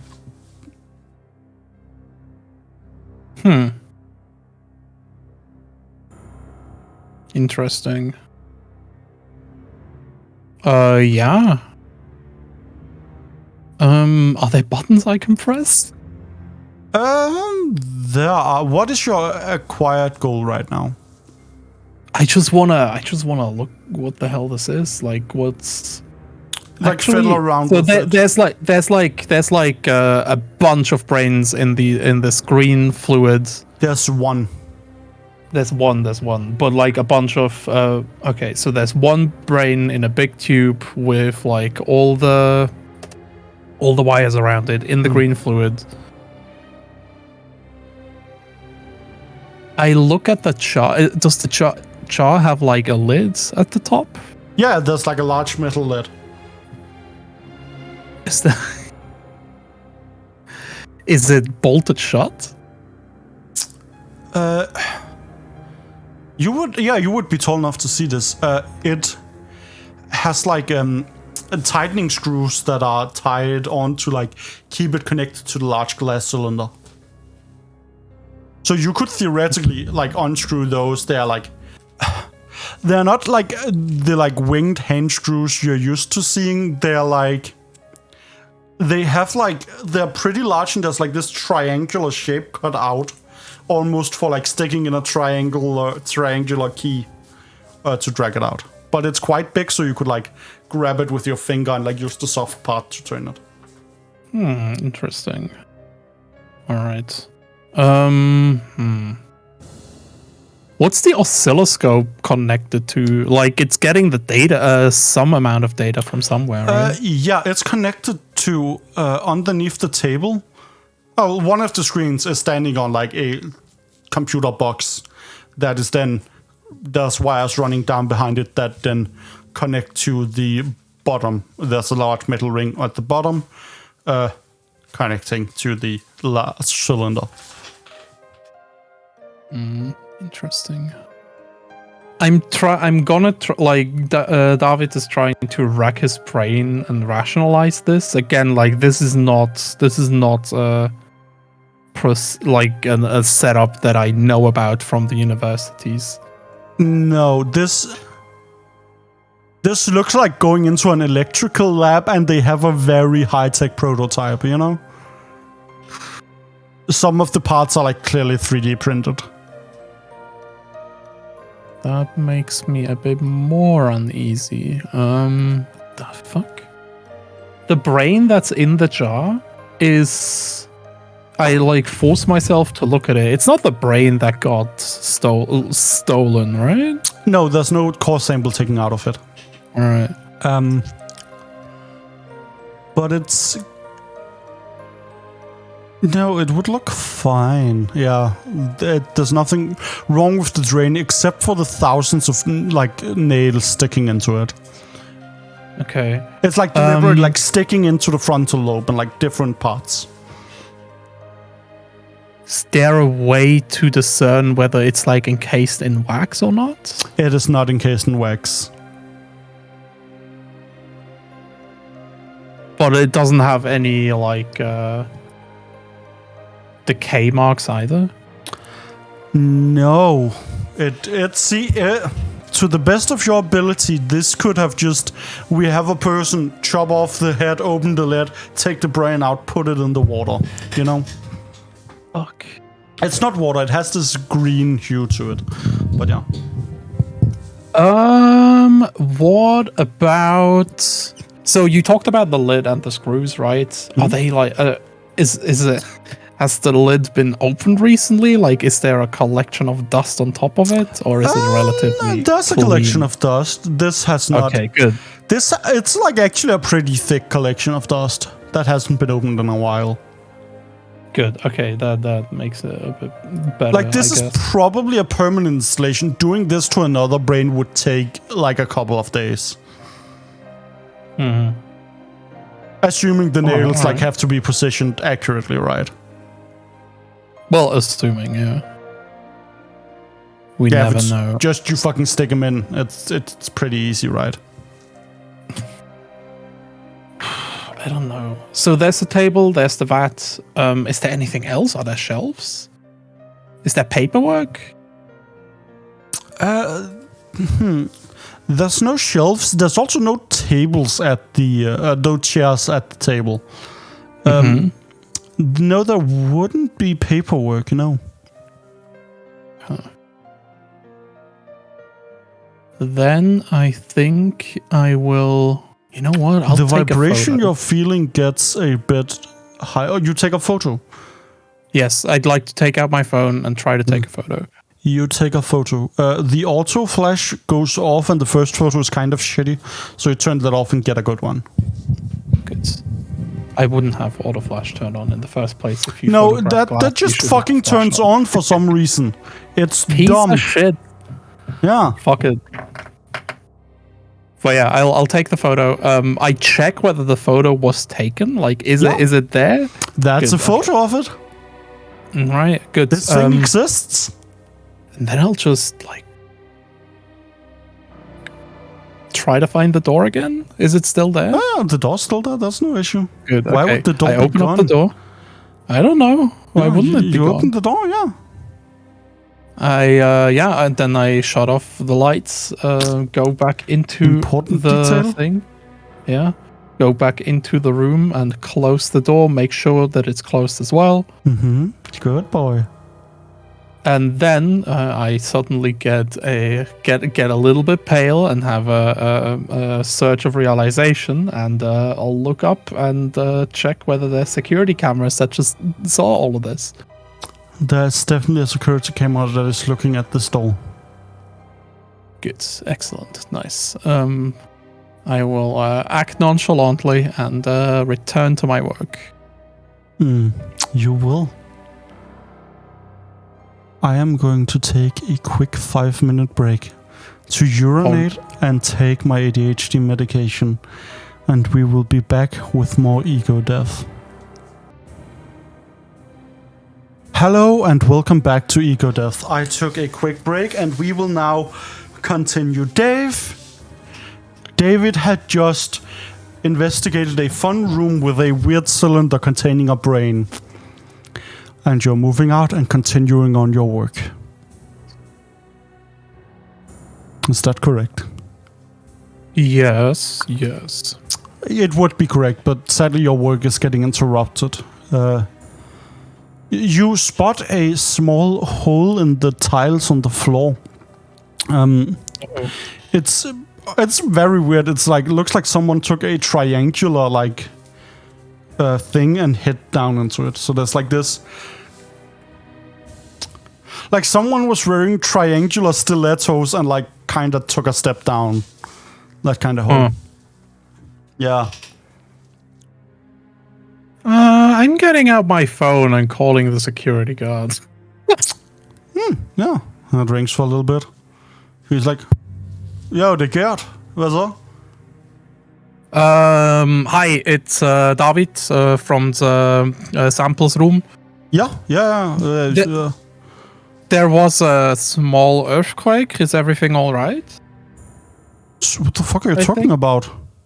There were vibrations all over the room. The samples were shaking. Dude, this is Denmark. We don't have earthquakes here, dude. Oh, okay. Well, there were something was vibrating. Okay, yeah, I'll come lock you out then. Yeah, that would probably make me feel safe. Did you I cleared the. I'm basically through the northern wing. So yeah. Good, yeah. Then I would feel much more comfortable. Wait, that does mean the only place I haven't checked is where you are right now. Good, yeah. I am hurrying over. Click. I'm gonna go. So there's like a deafening silence going on right now. No, actually, there's this buzzing of cicadas, you realize. What? Yeah, you know, in Italy in the summers, the cicadas going on. No. They don't belong here. What? No, totally. It was like quite quiet, but after you talked and you realized it had started like getting up. And the buzzing is slowly getting more and more loud. Where is it coming from? The opposite direction of the room you were just in. So I'm assuming you were like moving from the room back to your thing, and this is. I was back at the wagon, and then I found started. Okay, so David is now an official white sheet of paper, and not the recycled kind, but like the nicely bleached one. Yeah. That's good. Yeah, nice, cool. So there's cicadas coming from like the opposite side. Is that to a right angle to the exit, or is that where the exit would be? That is a right angle. If we assume there's something making this noise, if there's like a cicada over there, right, you wouldn't have to go past the cicada to get to the door. Okay, I would like to go to the door now. I would like to grab my stuff and hurry to the door. I would like you to roll a power roll. Now, power is the stat for your mental willpower. And I just want you to press the green button And roll that for me. It's 55. That's decent. Okay, 49. Now, it doesn't matter that it says success, because you're doing a special kind of roll that is an opposed roll, where some sort of thing is trying to oppose you in it. And the one who rolls lower wins. And yeah, the thing is rolling very, very high. Or very low, rather. And that means you hear a voice in your head. Excuse me? Hello? Wait. I just want to talk. I like freeze up. And then try to like muster my best like loud voice. Who is there? I am the proprietor of this collection. Now, that was the role for you to succeed on hearing the communication. There's another contested role where if you fail this, you become incapable of moving because you are frozen in fear.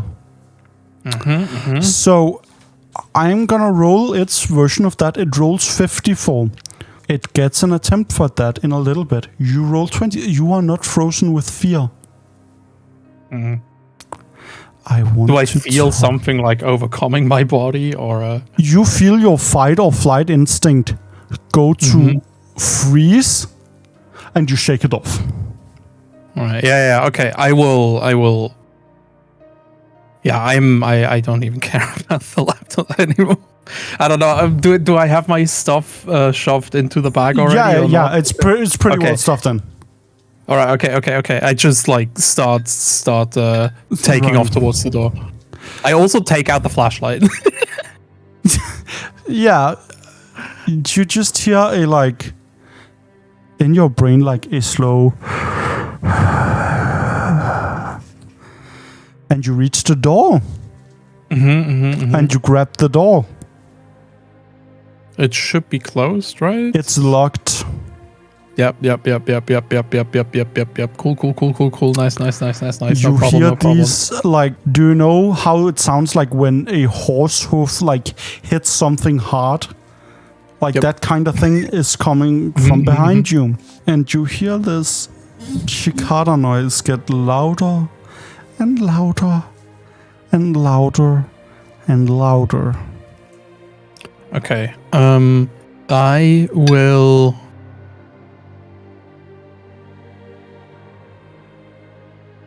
will freeze and like stand there for a whole second. Before I then like grip the flashlight with both hands and like turn around and swing. Okay, lovely. Let's. So yes, I'm looking at it. First, I need you to contest with the power roll to see if you freeze in fear. No, actually, we don't need to do that. That's irrelevant. What we need you to do is roll a sanity roll, my friend. Pog, what do we see? Oh, it's fine. So, can I choose to fail this one? You can, Dave. I would like to fail this one. You are failing this roll. I respect I would like to fail this roll because no. You turn around and see a large moth-like thing with these large bent-over legs. There's 6 of them. And they have their legs come to this nail-like triangular tip, fitting perfectly in that hole you saw earlier and in those screws. And as you will soon realize, in your chest, as one enters your little left chest area and presses you slowly towards the door, stay still. You have your mag light. You're ready to fucking swing this at this fuck. Yep. And you freeze. There's no response. You just look at it. And something cracks in you. roll 1d6. I don't want. Hey! We take 5 you take 5 sanity damage, which means you are temporarily insane. Nice. So if you press the temporarily insane button, thank you, Dave. You fucking freeze. You start fighting for your fucking life. The thing, just calm down. Calm down. You are fucking flinging it. You turn around. You see the security guard coming running. He has the gun out. He sees you through the little window in the wall. Sees you. And I yell? Sees the thing. And just smiles, nods, and turns his back. No. Am I still frozen? You pass out, and we will return to how David is at some point in the future. This motherfucker, no way. It has been... Okay. You return to the hostel. You finished cataloging all the brains. You got your fucking notes. It's perfect. Though you do have to apologize for Malene for her having to take care of Mark for 2 days. What? Yeah, it's real not good. Like, you stayed there overnight because you were so absorbed in your work. But she's fine with it. Like, you gave her a good tip, and it's cool. No. Wait. You pack up. What happened? Don't worry about it, Dave. And what do you... No. Do I remember anything? Well, you probably do. What you do remember is that you talked to the boss at the asylum, and he explained to you that, it's gonna go... Well, there's others like him who hold the collections in Switzerland, and that is who ordered them. So, like, it's all in order, and it's like, it's a transaction between these things, so, like, it's fine. And you got, you know exactly, like, it is fine. You are now in on the secret. So you just write the documents. It's fine. You go back to Switzerland. Everything is fine. Your brain is cracked, and you will never be able to feel love ever again. And you will never be able to walk in dark rooms. But it's okay, because you got this collection to the place it needed. And they will collect those brains in a couple of months. And everything is fine. You do, however, get more weird jobs like this for transporting brains over the next couple of years. You start working a lot for this guy you got to know from Denmark.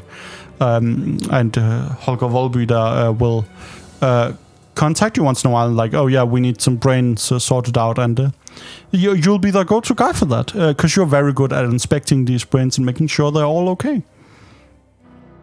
And what's really nice is that this is a job with a lot of growth opportunity. Because as a human being, right, you're stuck in your flesh vessel, right? You are like in this human body that can't even leave our planet. So you have been told in like 50 years, if you keep doing a good job, you will get to be put in one of those jars and finally ascend the horrible fate that is being a human being.